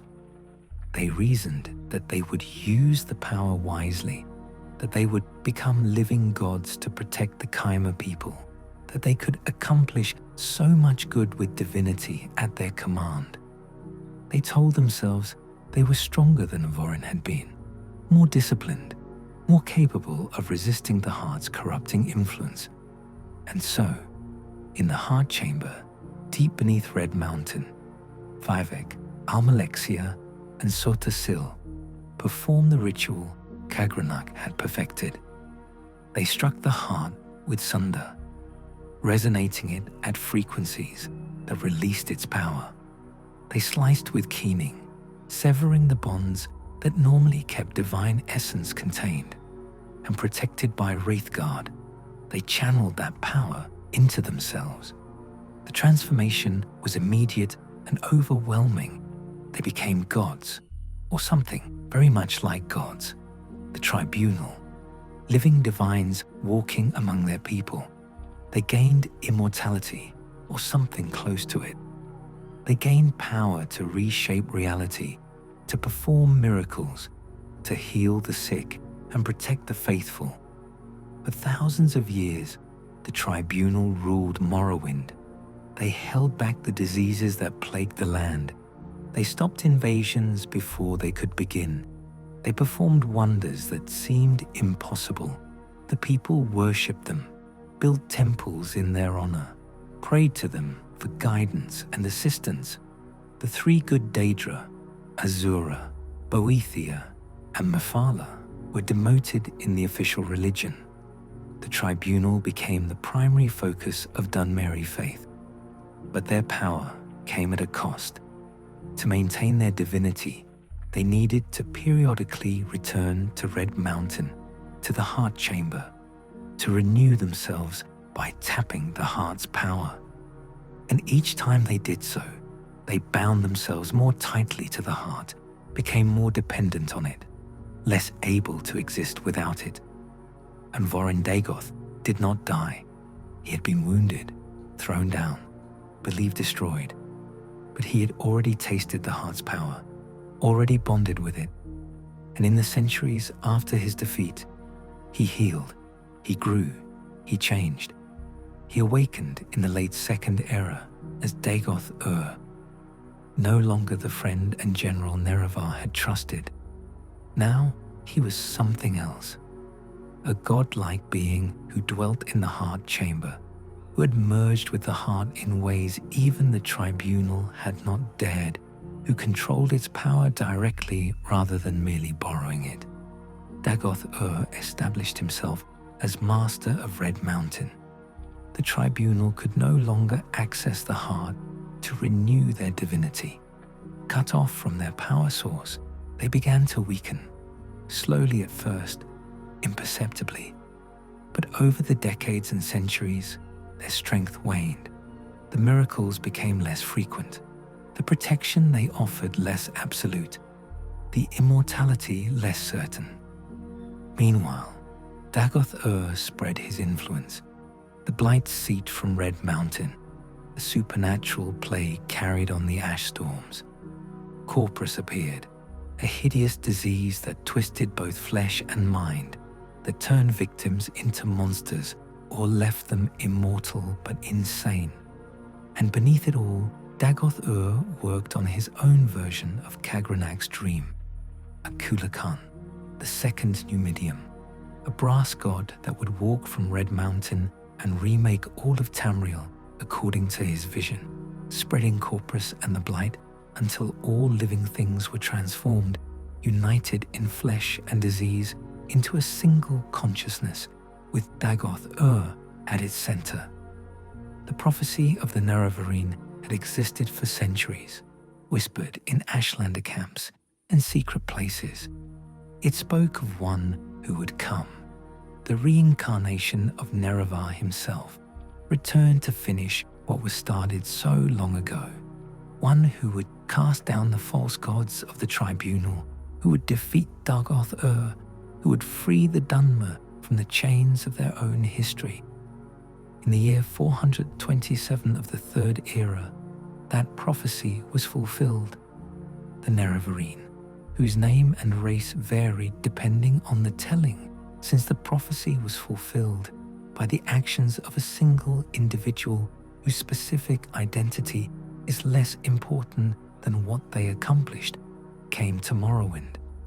Guided by the prophecies, aided by Vivek himself, who had grown weary of his divinity and perhaps sought redemption, the Nerevarine embarked on a quest to end the threat of Dagoth-Ur once and for all. First, the Nerevarine retrieved Wraithguard from Vivek, the gauntlet that Kagranak had crafted, that the tribunal had used, that was necessary to safely wield the other tools. Then Sunda, recovered from the fortress of Odrosol, where it had been hidden. Then Keening, taken from the Dwemer ruin of Terranolal. With all three tools in hand, the Nerevarine descended into Red Mountain, through caverns crawling with corporous beasts, through ash storms that could strip flesh from bone, through the defenses Dagoth-Ur had established over centuries of preparation, and finally, into the heart chamber itself. There, the Nerevarine fought Dagoth-Ur, not merely once, but multiple times, as Dagoth-Ur's connection to the heart allowed him to regenerate, to return even when struck down. But the Nerevarine had not come to kill Dagoth-Ur. That was impossible as long as the heart sustained him. The Nerevarine had come to free the heart. With Wraithguard protecting them, the Nerevarine struck the heart with Sunda, but not to channel its power, to break it, to sever the bindings Kagranak had placed upon it, the rituals that had made it accessible to mortal manipulation. With each strike, the bonds weakened. With each cut from Keening, the connections severed. And finally, the heart was freed. It vanished. Where it went, none can say for certain. Back to Aetherius perhaps, returning to the realm of magic from which all creation flows, into the void that Sithis represents, the nothingness from which Lorkhan himself emerged. Dispersed across the fabric of reality, its power spread so thin as to be undetectable, yet present everywhere. Gone. Dagoth-Ur, his power source severed, fell, his body dissolved, his consciousness shattered. The threat he represented ended in that moment, though his legacy would linger in the blight that continued to seep from Red Mountain even after his defeat. The tribunal lost the last remnants of their divine power. They were still more than mortal, still possessed of great knowledge and ability earned through millennia of existence. But they were no longer gods. Vivek disappeared shortly after the Nerevarine's triumph, his fate unknown. Some say he achieved the transcendent state he had always sought, ascending to something beyond godhood. Others believe he was killed by the Nerevarine for his betrayal of Nerevar. Still others think he simply left, seeking solitude or perhaps judgment for the oaths he had broken. Almalexia went mad. Unable to accept the loss of her divinity, unable to admit that her power had been false and borrowed, she murdered Sotha-Sil in his clockwork city. She then lured the Nerevarine into a trap, attempting to kill them and claim their fame as her own. But the Nerevarine was stronger, and Almalexia fell, the last of the tribunal to die. Only Sothasil's fate before his murder by Almalexia remains somewhat mysterious, though he was found dead in his clockwork city, killed by his fellow tribunal member. And Red Mountain, deprived of the heart that had sustained it, grew unstable. Red Mountain erupted in the Fourth Era, in the year 5 of the New Age, just 5 years after the Oblivion Crisis that had nearly destroyed all of Tamriel. The eruption was catastrophic beyond anything in recorded history. The Ministry of Truth, that massive prison Vivek had held suspended above his city through sheer divine will, had been falling slowly since the Nerevarines' destruction of the heart. Vivek's power had faded completely, and nothing remained to hold the massive rock aloft. The Dunmer had tried to support it with magic and engineering, had created the Ingenium, a soul-powered device meant to keep the ministry suspended. But the Ingenium failed. The rock fell. When the Ministry of Truth crashed into Vivek City, the impact was apocalyptic. The city was obliterated instantly. The shockwave spread for miles, and the impact itself triggered something deep beneath Red Mountain, some instability that had been building since the heart's removal, some fundamental crack in the foundation of the volcano itself. Red Mountain exploded with a fury that dwarfed all previous eruptions. Magma fountained into the sky. Ash clouds rose high enough to blot out the sun. Pyroclastic flows raced down the mountain slopes, incinerating everything in their path. The blast was heard across all of Morrowind and into neighboring provinces. Vardenfell, the island that held Red Mountain, was devastated. Cities were buried under ash. Populations were wiped out. The infrastructure of Dunmeri's civilization in the region collapsed. The Council of Great Houses crumbled as the houses themselves were destroyed or scattered. But the eruption did not stop after the initial blast. It continued for months. Ash fell continuously, covering all of Morrowind in a grey shroud. The ash storms that had plagued the region for millennia intensified 1,000-fold. Breathing the ash caused lung disease. Crops failed as the ash buried farmland. Water sources became contaminated. The temperature dropped as ash in the atmosphere blocked sunlight. Tens of thousands died in the initial eruption. Hundreds of thousands more died in the months and years that followed, from starvation, disease, and the breakdown of social order. The Dunmer, who had survived so much, who had endured through the blight and Corpus and the fall of the Tribunal, faced extinction. Mass migrations began. Those who could flee did so. Many Dunmer traveled north to Solstheim, the island that Morrowind had been given by Skyrim as a diplomatic gesture years earlier. Others crossed the border into Skyrim itself, settling in cities like Windhelm and Riften, often facing discrimination and hostility from the Nord population who remembered ancient grudges. But Morrowind's suffering was not yet complete.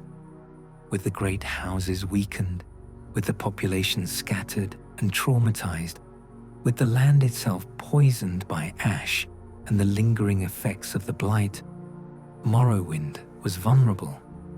And the Argonians of Black Marsh saw opportunity.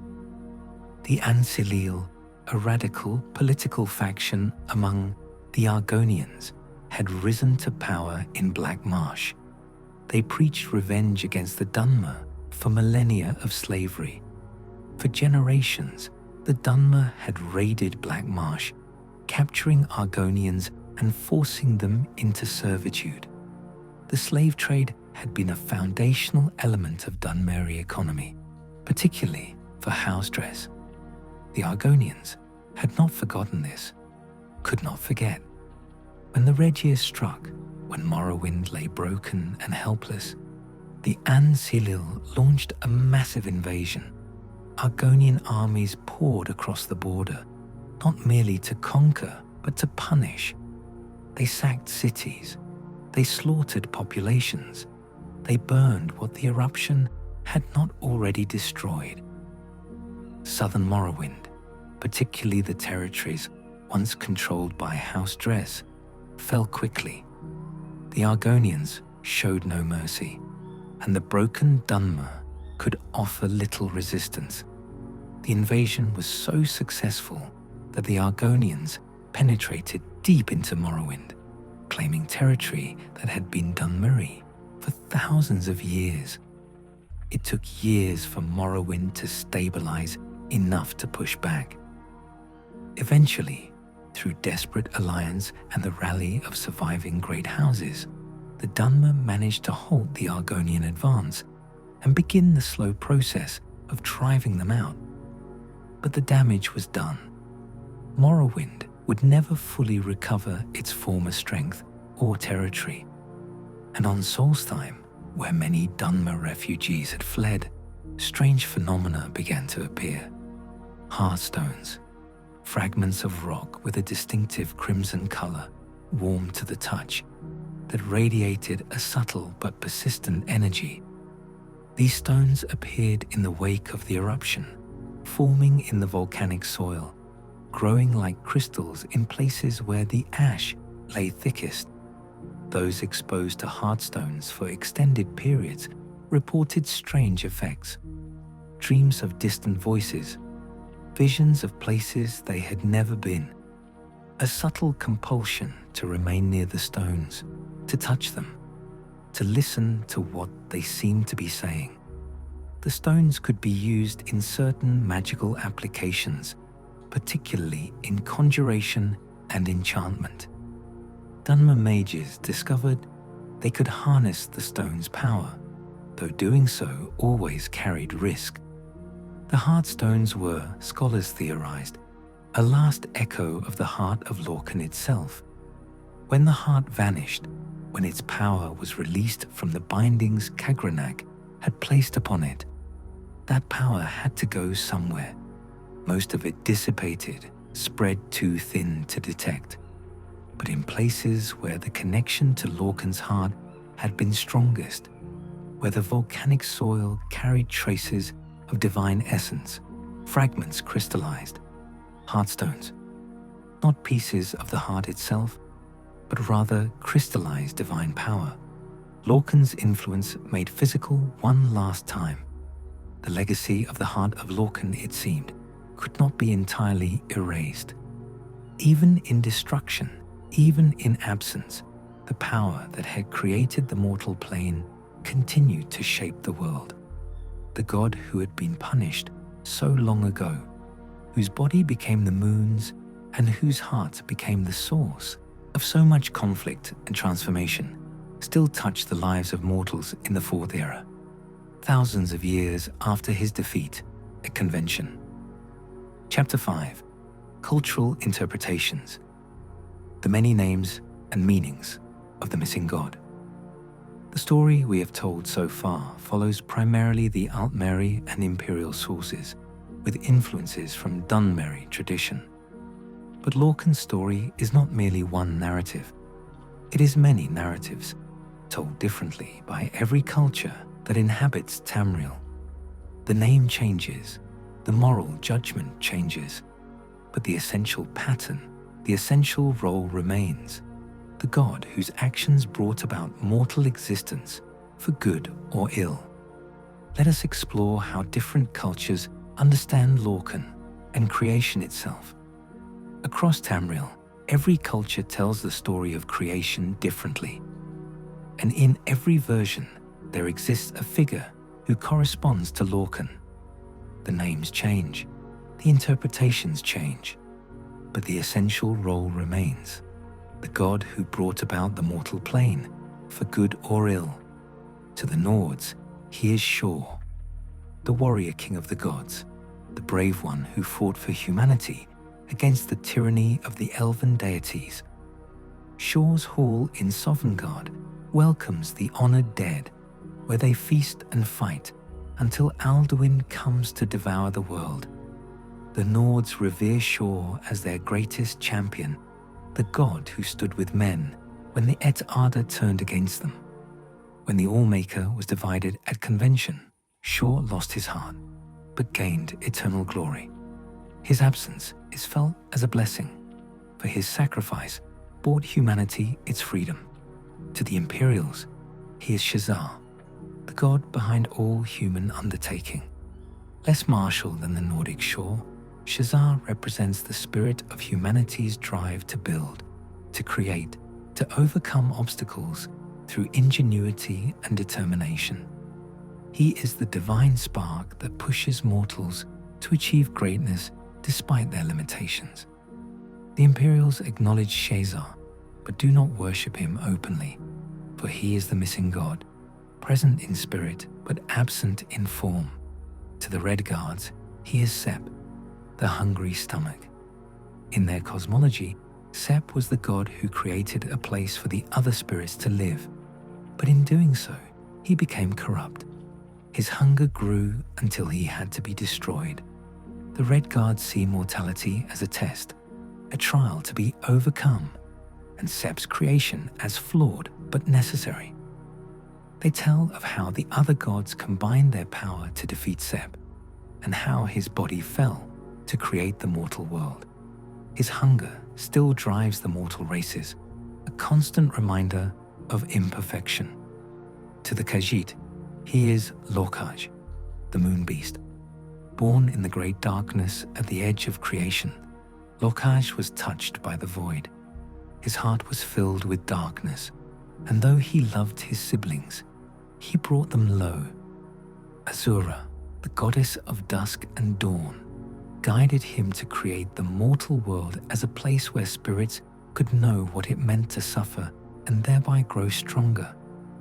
The Khajiit see Lorkhan as tragic, corrupted but necessary, dark but purposeful. His heart still beats in the dark behind the world, and sometimes the Khajiit can hear it, calling them to remember their purpose.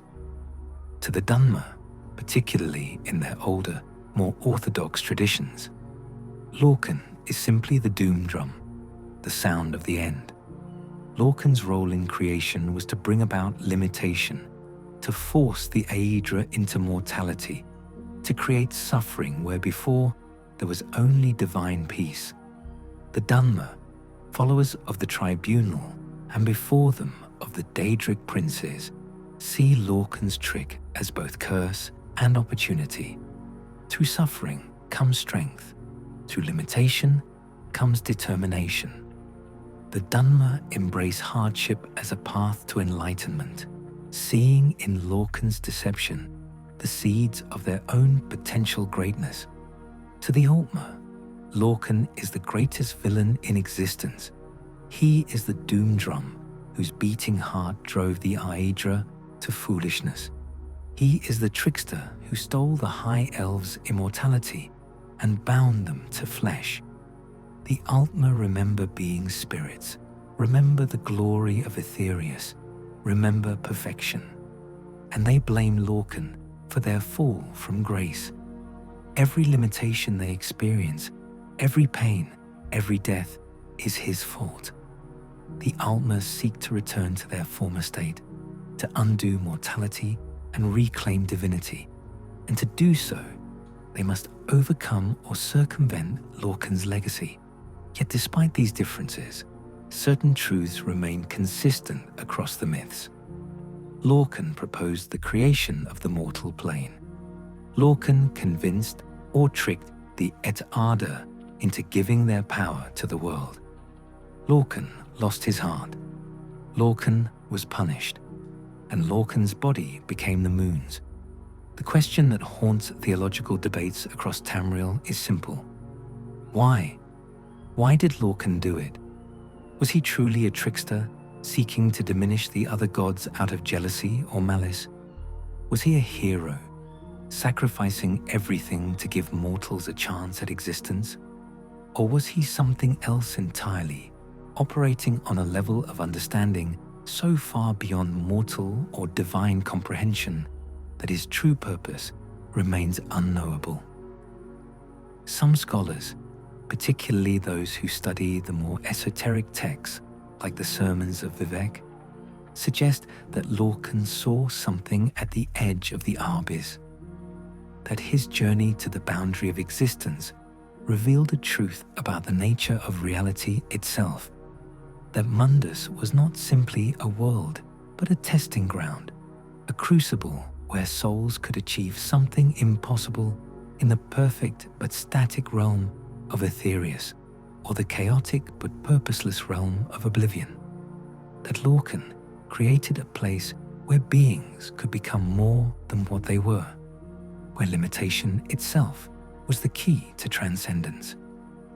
These scholars speak of Chim, of the tower, of the wheel viewed sideways. They suggest that Lorkhan understood that the mortal plane, by being both limited and real, by existing at the intersection of stasis and change, could produce beings capable of seeing truth and maintaining selfhood simultaneously. That mortality was not a curse, but a gift, because only through death could one truly understand life. Only through limitation could one understand freedom. Only through suffering could one achieve enlightenment. Whether these theories hold truth or remain mere philosophical speculation, none can say for certain. What remains undeniable is the impact of Lorkhan's actions. Without him, the mortal races would not exist. Without him, there would be no Tamriel, no Nirn, no stories to tell or heroes to celebrate. He is the missing god, the space god, the god of the mortal plane, whose very absence defines its character. Every breath a mortal takes is a testament to his vision. Every death an echo of his sacrifice. Every achievement a fulfillment of his purpose, whatever that purpose truly was. Chapter 6. The meaning of mortal life in the shadow of creation. The races of men and Mer have grappled with these questions for all of recorded history. The answers they have found shape everything about their cultures, their philosophies, their understanding of purpose and meaning in a universe that may or may not care whether they exist. For the Mer, particularly the Altmer, mortality is a prison from which they desperately seek escape. They remember, in their cultural consciousness, if not in individual memory, what it was to be eternal. They remember the glory of Aetherius, the perfection of divine existence unbounded by flesh or time. Every generation of high elves grows up hearing stories of what was lost, what their ancestors once possessed, what Lorkhan stole from them. This cultural memory, this inherited grief, manifests in every aspect of Altmeri society. The rigorous bloodline tracking, the social hierarchies based on ancestral proximity to the original Aldmer, the emphasis on magical education and advancement, all of it serves a single purpose: to become as close as possible to what they once were. Every Altmer who achieves mastery in magical arts, who lives an exceptionally long life, who maintains the purity of their lineage, is proof that elven superiority is not mere pride, but demonstrable fact, that they can overcome the limitations of flesh through discipline and breeding. The Altmer practice what they call the endeavor, though the full philosophy is rarely shared with outsiders. The endeavor is the work of multiple lifetimes, spanning generations, aimed at gradually reclaiming the divine essence that was diluted when the Aedra sacrificed themselves. Through careful marriage, through the study of ancient texts, through the pursuit of magical excellence, through maintaining the old traditions without deviation, the Altmer believe they can slowly climb back toward divinity. But there is a darker side to this philosophy.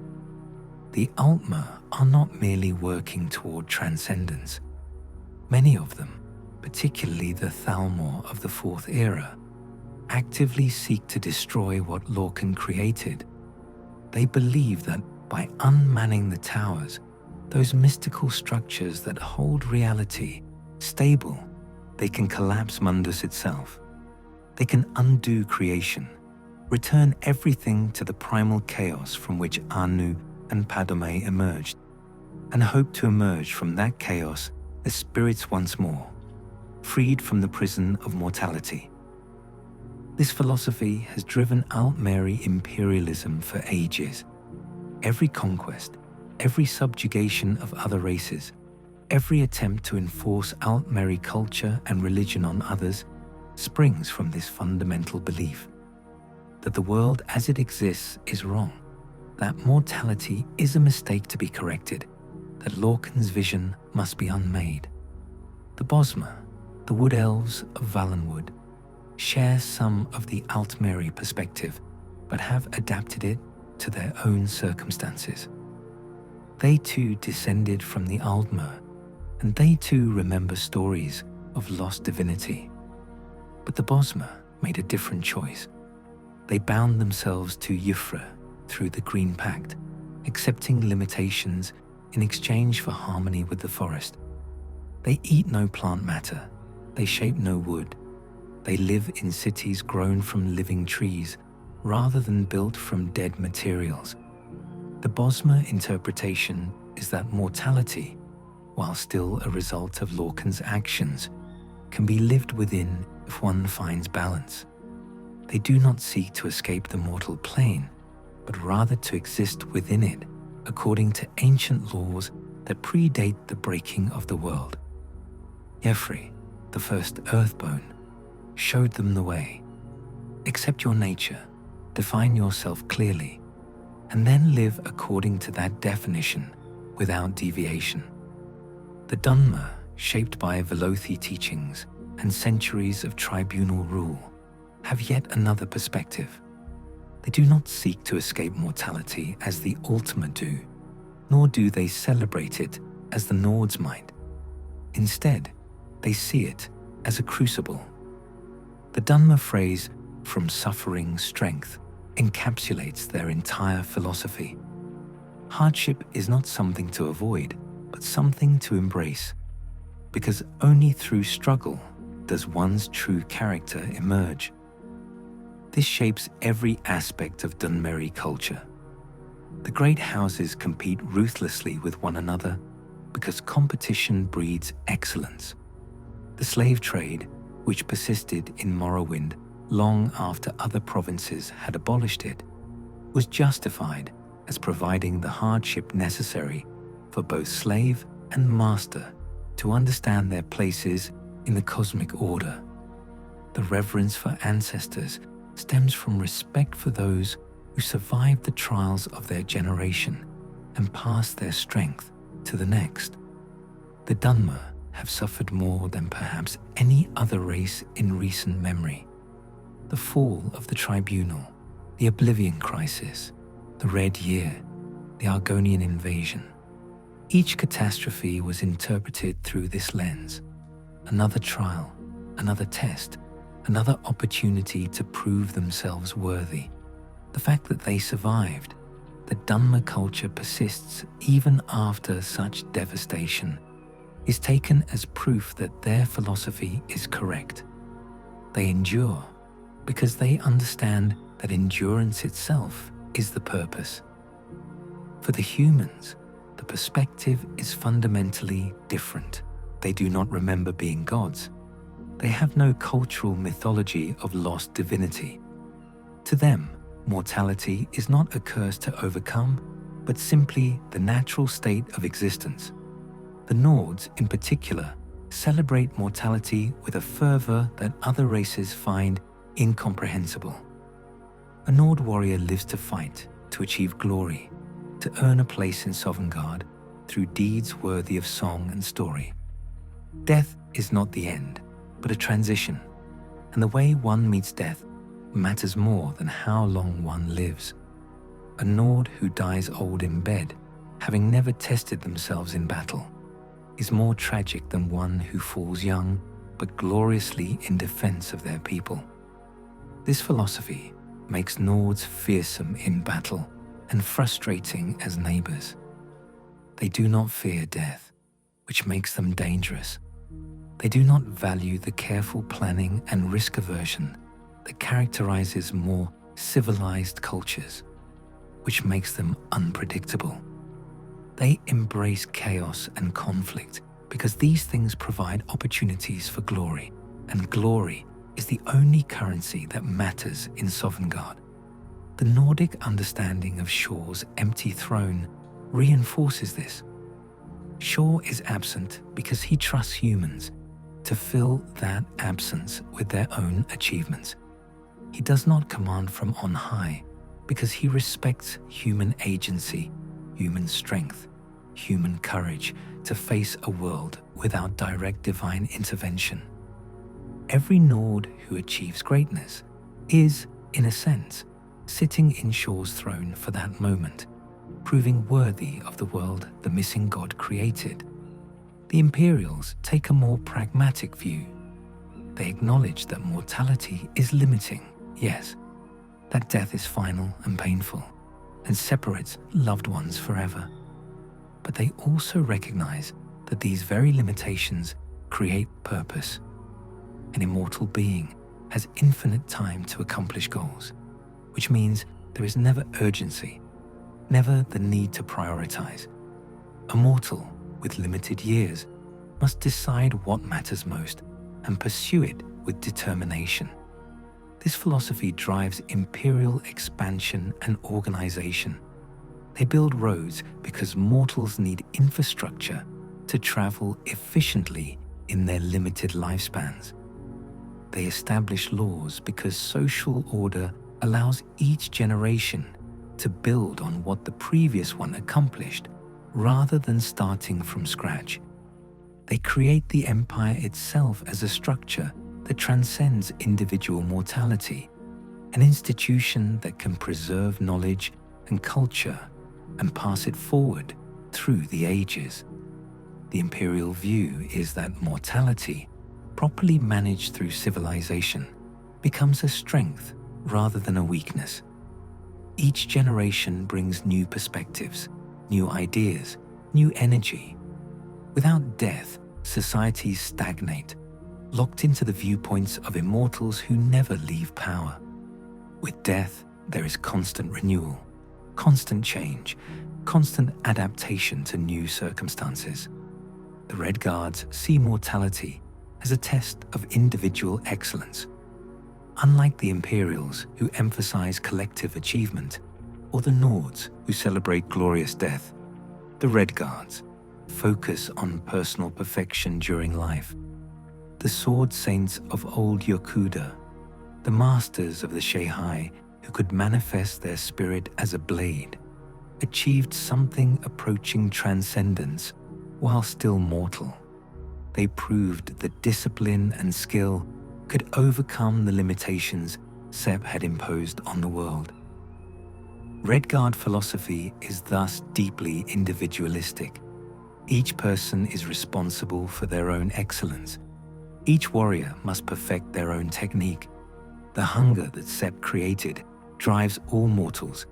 Yes, but what you hunger for is your choice. You can hunger for honor, for mastery, for the perfection of your art. Or you can hunger for base things, for comfort and safety and easy pleasures. The test of mortality is determining which hunger you will feed. This creates a culture that values personal honor above all else. A Red Guard's reputation, their standing in their community, their legacy after death, all depend on how they conducted themselves during life. Did they face challenges with courage? Did they perfect their skills? Did they maintain their honor even when easier paths were available? These questions define what it means to be a worthy Red Guard. The Khajiit, with their lunar mysticism and their connection to Azura, see mortality as transformation.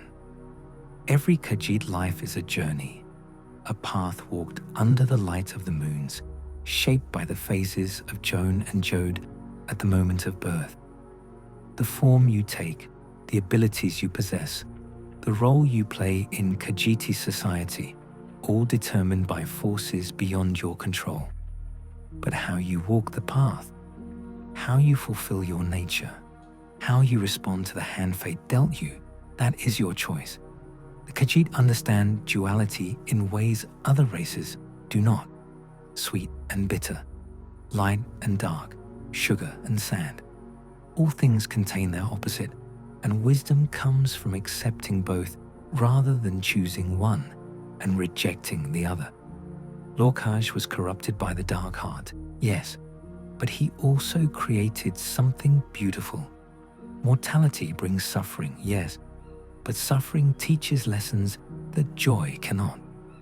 This philosophy makes the Khajiit remarkably adaptable.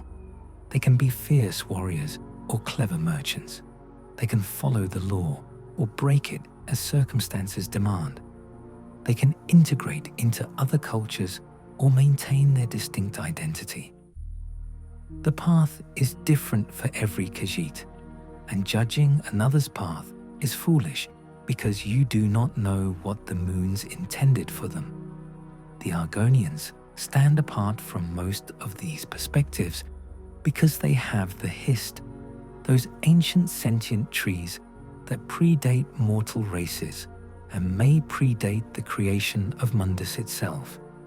The Argonians are connected to the hist through the sap they drink during the naming ceremony, which gives them intelligence and links them to something older and deeper than any mortal consciousness.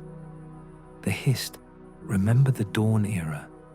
They remember what existed before convention, and yet they choose to remain in Mundus, choose to guide their Argonian children through mortal existence rather than retreating to whatever timeless state they might otherwise inhabit.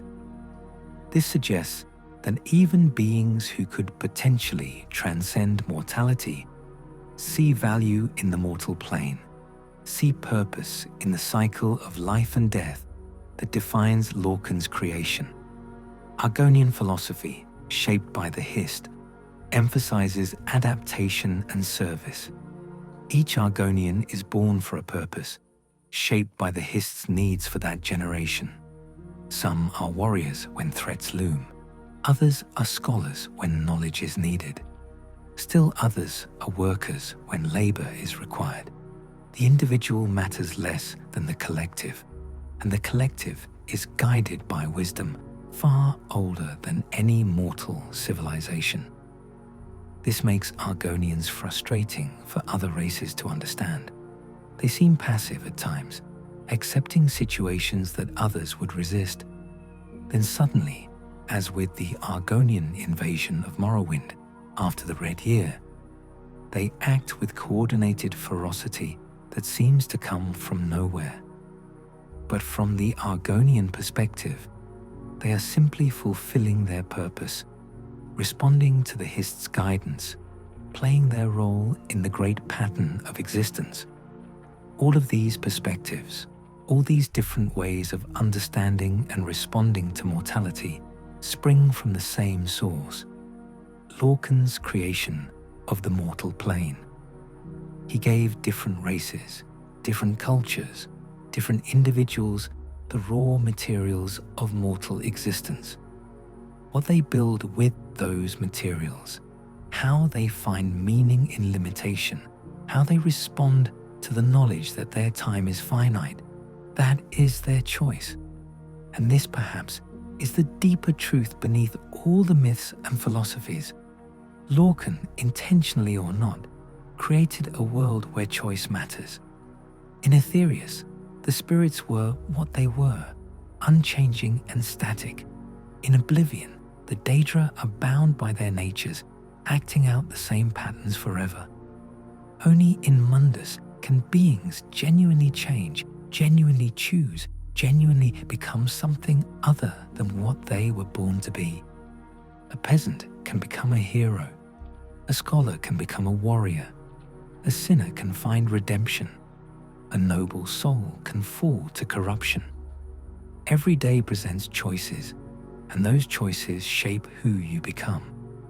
This is only possible because mortality creates stakes, because death is final, because time is limited, because you cannot simply exist forever as a static being. You must constantly decide who you are and who you want to be. This freedom is terrifying. Many would prefer the certainty of static existence, the comfort of knowing exactly what they are and will always be. The Altma certainly feel this way, mourning their lost divinity and seeking to reclaim it. But freedom is also beautiful. It means your life is yours to shape. Your story is yours to write. Your legacy is yours to create. And in the end, that may be Lorkhan's truest gift.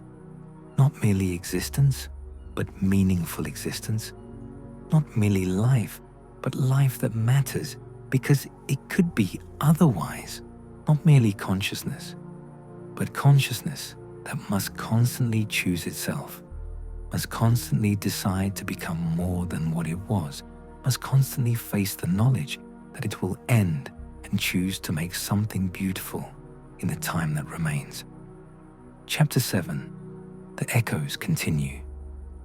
Lorkhan's legacy in the Fourth Era and beyond. By the time of the Fourth Era, the direct influence of Lorkhan has faded into legend and theology. The heart has been destroyed or dispersed. The tribunal has fallen.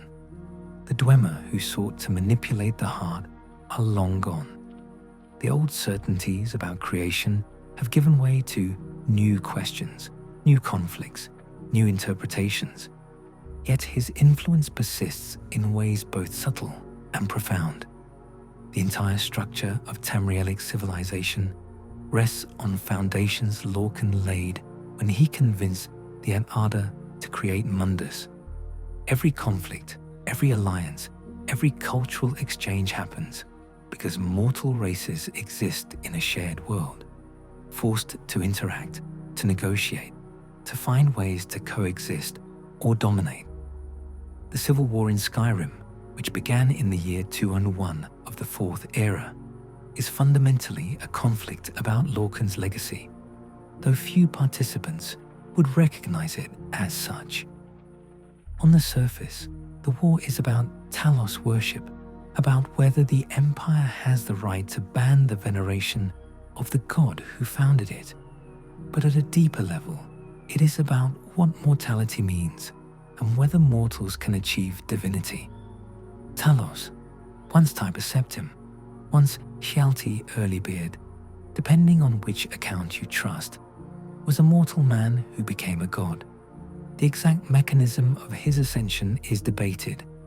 Some claim he achieved it through conventional apotheosis, through gathering enough worship and mythic power to transcend mortality. Others speak of things hinted at in obscure philosophical texts, of achieving states of consciousness that allow one to understand the illusionary nature of reality while maintaining individual identity, of walking paths that lead beyond conventional divinity. But regardless of method, the fact remains, a mortal became a god. This proves something crucial about Lorkhan's vision.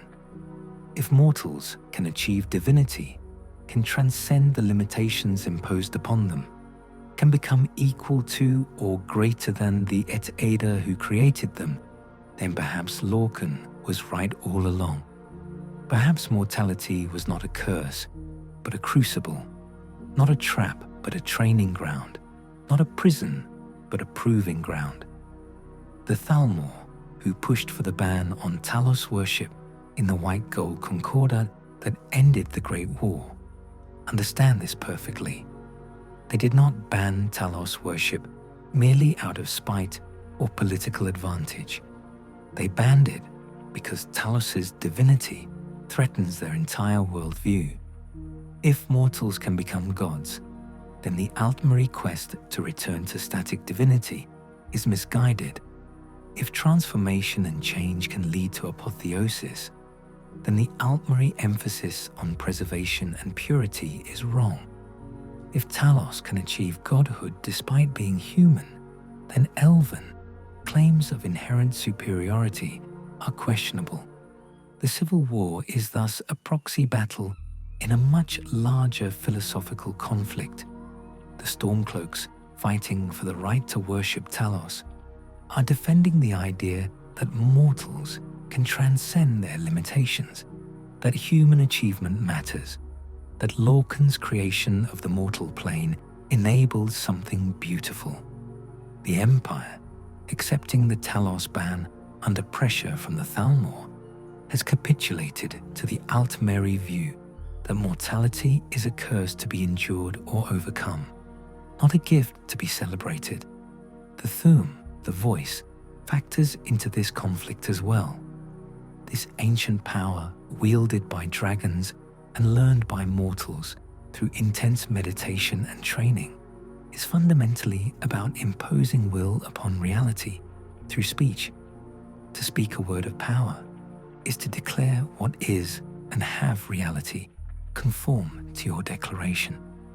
This was the power used when the Aedra spoke Mundus into being, when they collectively declared, "Let there be a world," and the world came to exist.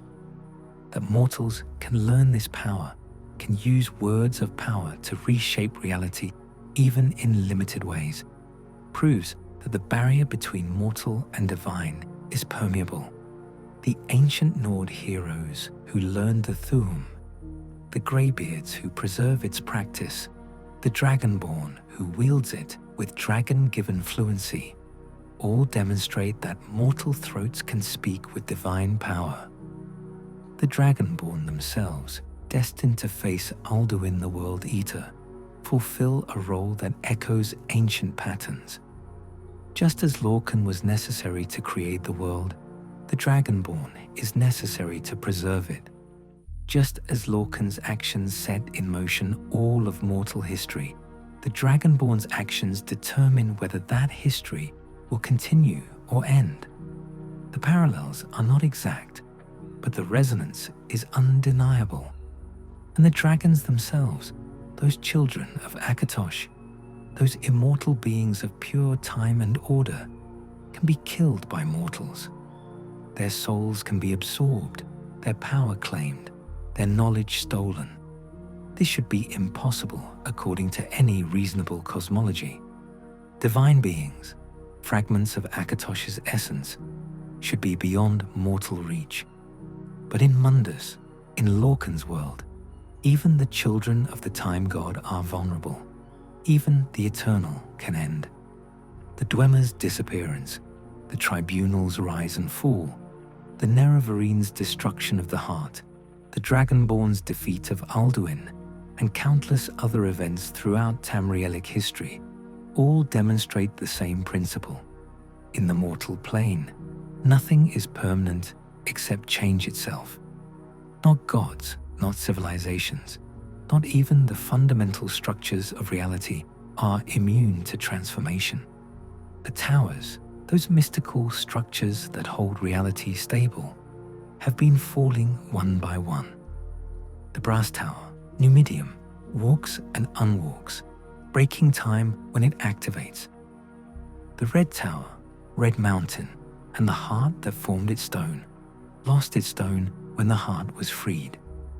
The white gold tower, built by the Aelids and claimed by the Empire, lost its stone when the Amulet of Kings shattered during the Oblivion Crisis.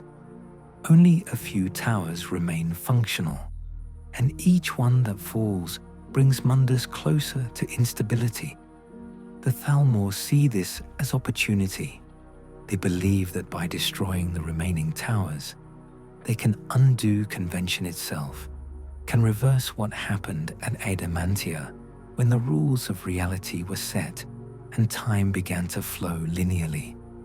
They think they can return to the Dawn era, to that time before time when anything was possible and spirits were not bound by fixed identities.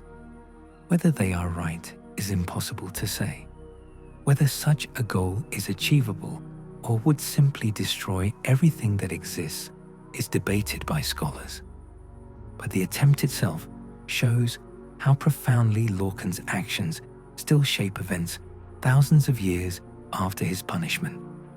The conflict between Aedra and Daedra, which has raged throughout mortal history, is another echo of Lorkhan's choice.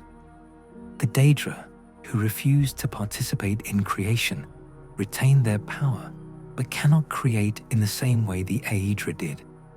They build realms within oblivion, yes, but these realms are extensions of their own natures, reflections of what they already are. They cannot make something genuinely new, cannot create beings with independent wills and the potential to transcend their origins.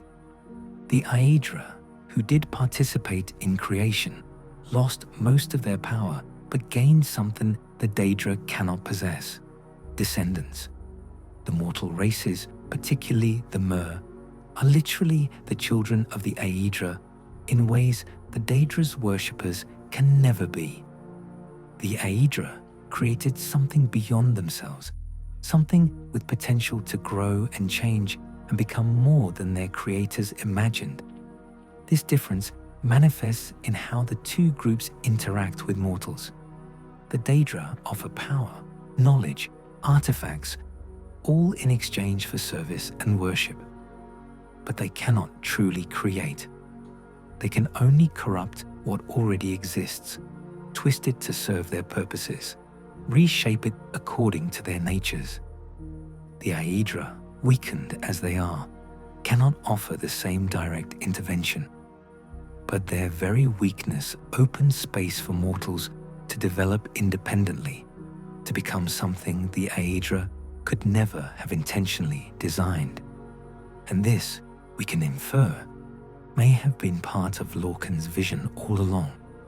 By convincing the Aedra to sacrifice their power, he ensured that mortals would have room to grow, space to become, freedom to surprise even the gods themselves. The Aedra, had they retained their full power, might have controlled mortal development too tightly, might have prevented the kind of chaotic, unpredictable, beautiful complexity that characterizes actual mortal civilization. Lorkhan's trick, if trick it was, gave mortals the greatest gift possible: genuine freedom. Not the freedom of unlimited power, which tends to become tyranny. Not the freedom of immortality, which tends to become stagnation. But the freedom of limitation, which forces creativity. The freedom of mortality, which demands meaning. The freedom of weakness, which requires cooperation and growth. Every civilization built by mortals, every work of art created, every discovery made, every hero who rises from obscurity to change the course of history, all of it validates Lorkhan's vision.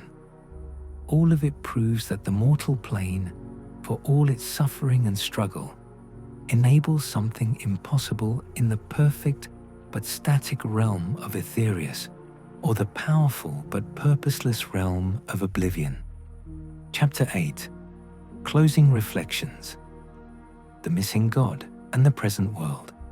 As we reach the end of this journey through creation myths and divine machinations, through the birth of the world and the making of mortality itself, one truth becomes clear. Lorkhan's story is unfinished. It cannot be finished, because it is not merely his story. It is the story of everyone who has ever lived in the mortal plane, everyone who has struggled and achieved, everyone who has loved and lost, everyone who has faced their mortality and chosen to make something beautiful in the time they were given. Every choice a mortal makes echoes the choice Lorkhan made when he proposed creation. Every sacrifice echoes his sacrifice. Every attempt to overcome limitation echoes his vision of what mortals could become. We are all, in a sense, Lorkhan's children, inheritors of his gift and his curse, his wisdom and his folly, his vision and his punishment. The Aedra gave themselves to create the world, yes. They sacrificed their divine power, their immortality, their very essence to make Mundus possible. But it was Lorkhan who convinced them to do so.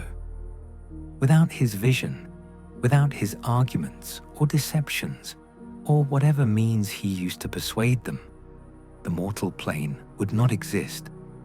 The Aedra would have continued their eternal existence in Aetherius, unchanging and unchallenged, never diminished, but also never growing beyond what they already were.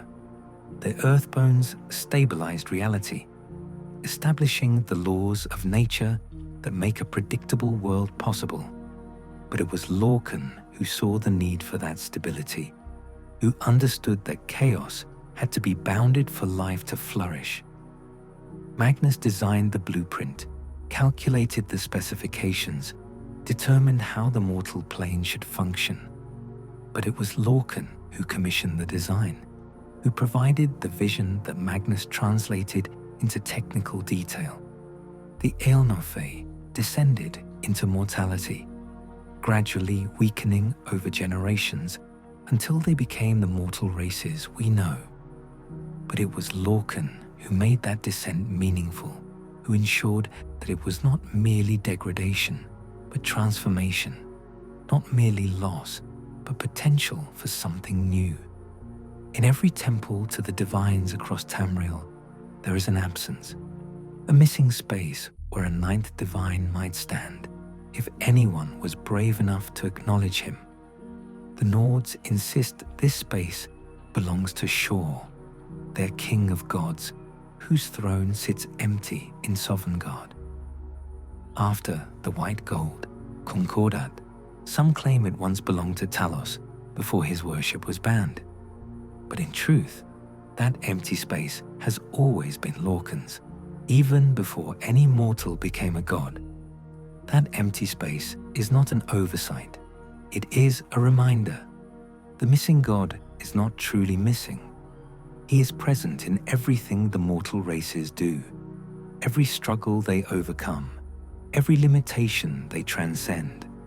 He is present in the very act of choosing, in the moment of decision where a mortal determines who they will be and what they will become. His heart no longer beats beneath Red Mountain, but hearts beat in every mortal chest. Blood pumps through mortal veins, carrying the mingled essence of Anu and Padome, order and chaos, stasis and change. Each heartbeat is a reminder of the rhythm that created the world, the pulse that drove Lorkhan to his great and terrible deed. His body is gone, scattered to the sky, but the moons remain.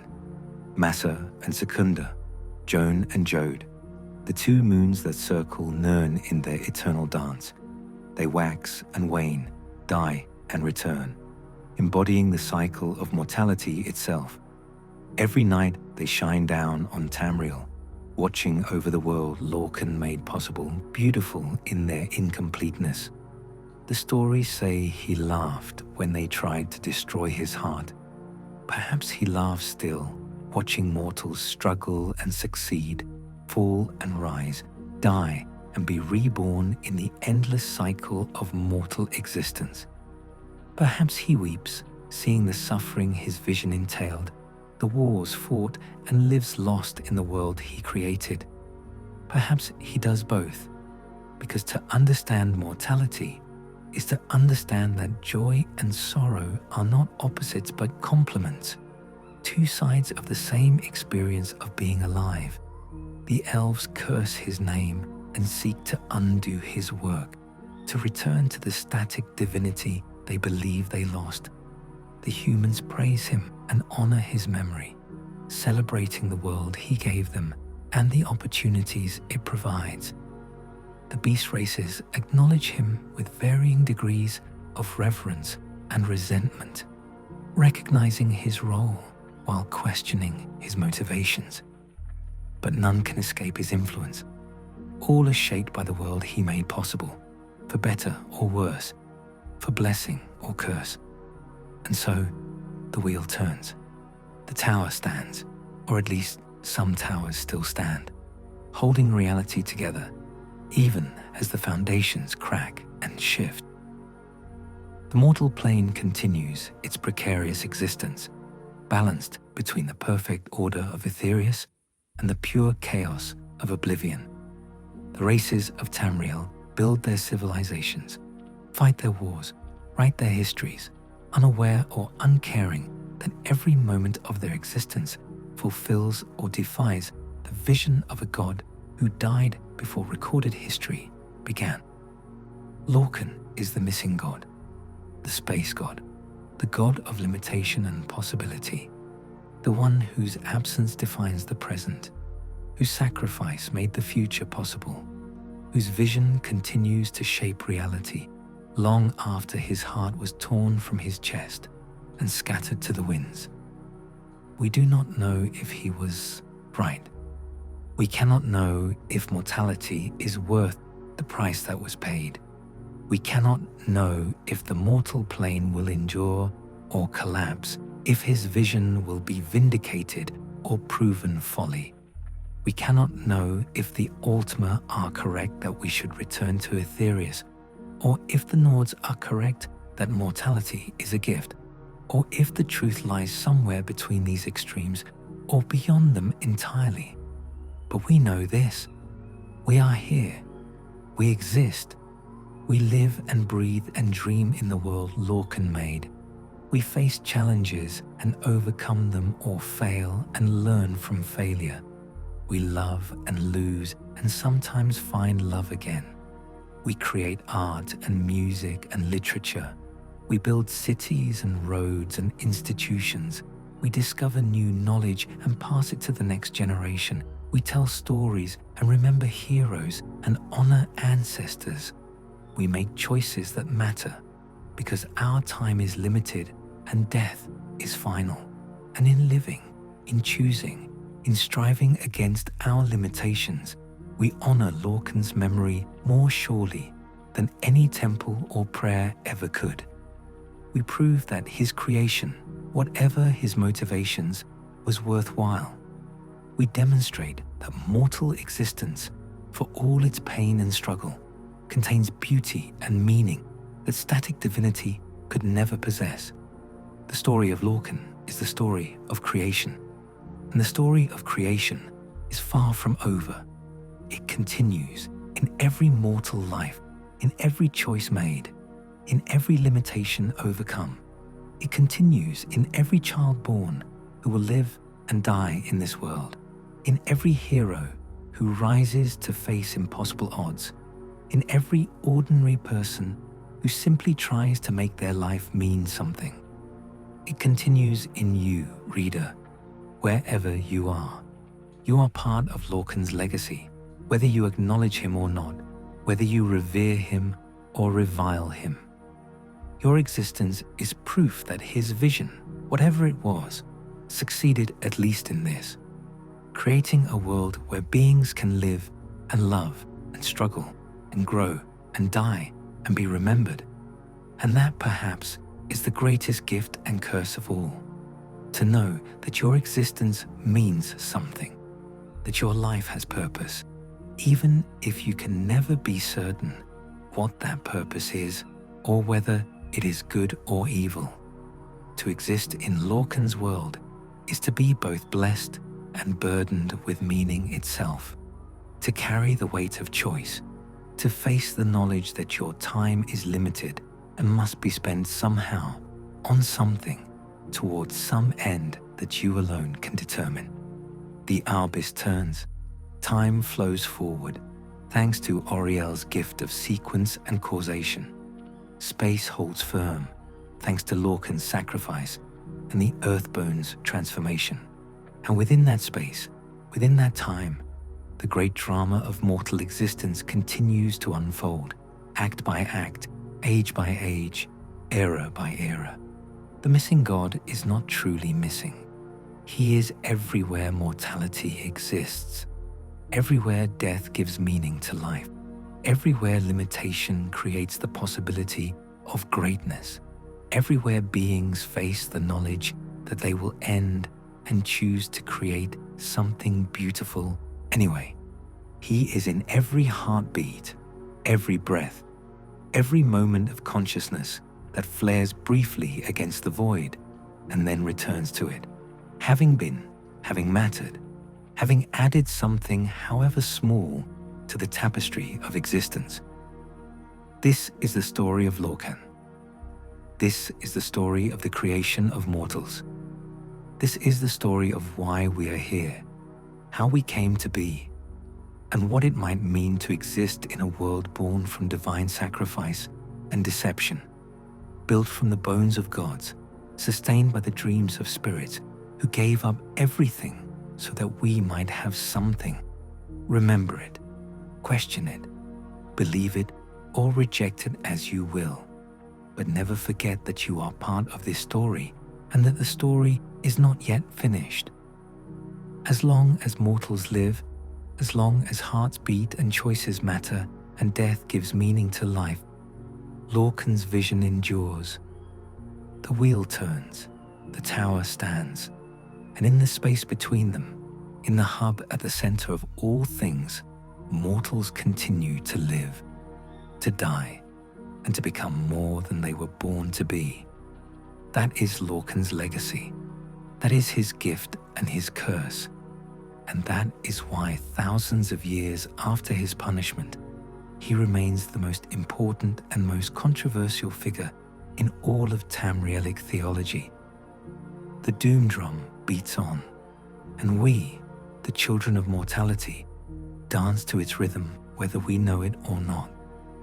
Thank you so much for joining me on this deep dive into the creation of the mortal plane and the mysteries surrounding Lorkhan, the missing god. If you enjoyed this exploration of Elder Scrolls lore, please consider leaving a like and subscribing to the channel. There are countless other stories left to tell, countless mysteries left to explore in this incredible universe. The dragon breaks, the nature of the Godhead, the truth behind the Dwemer's disappearance, the mysteries of Chim and Amaranth, the secrets of the Elder Scrolls themselves. All of these and more await future deep dives. Let me know in the comments what aspect of Elder Scrolls lore you'd like to see covered next. Do you want to explore the Daedric princes in detail? Learn about the history of specific races or provinces? Dive into the metaphysics of the Orbis? Your feedback shapes what comes next. Until then, may your road lead you to warm sands, as the Khajiit say. May shore guide your blade as the Nords pray. May you walk in the light of the moons, as Azura teaches. And may you never forget that you exist in a world shaped by gods and sustained by sacrifice, where your choices matter and your life has meaning. Thank you for watching.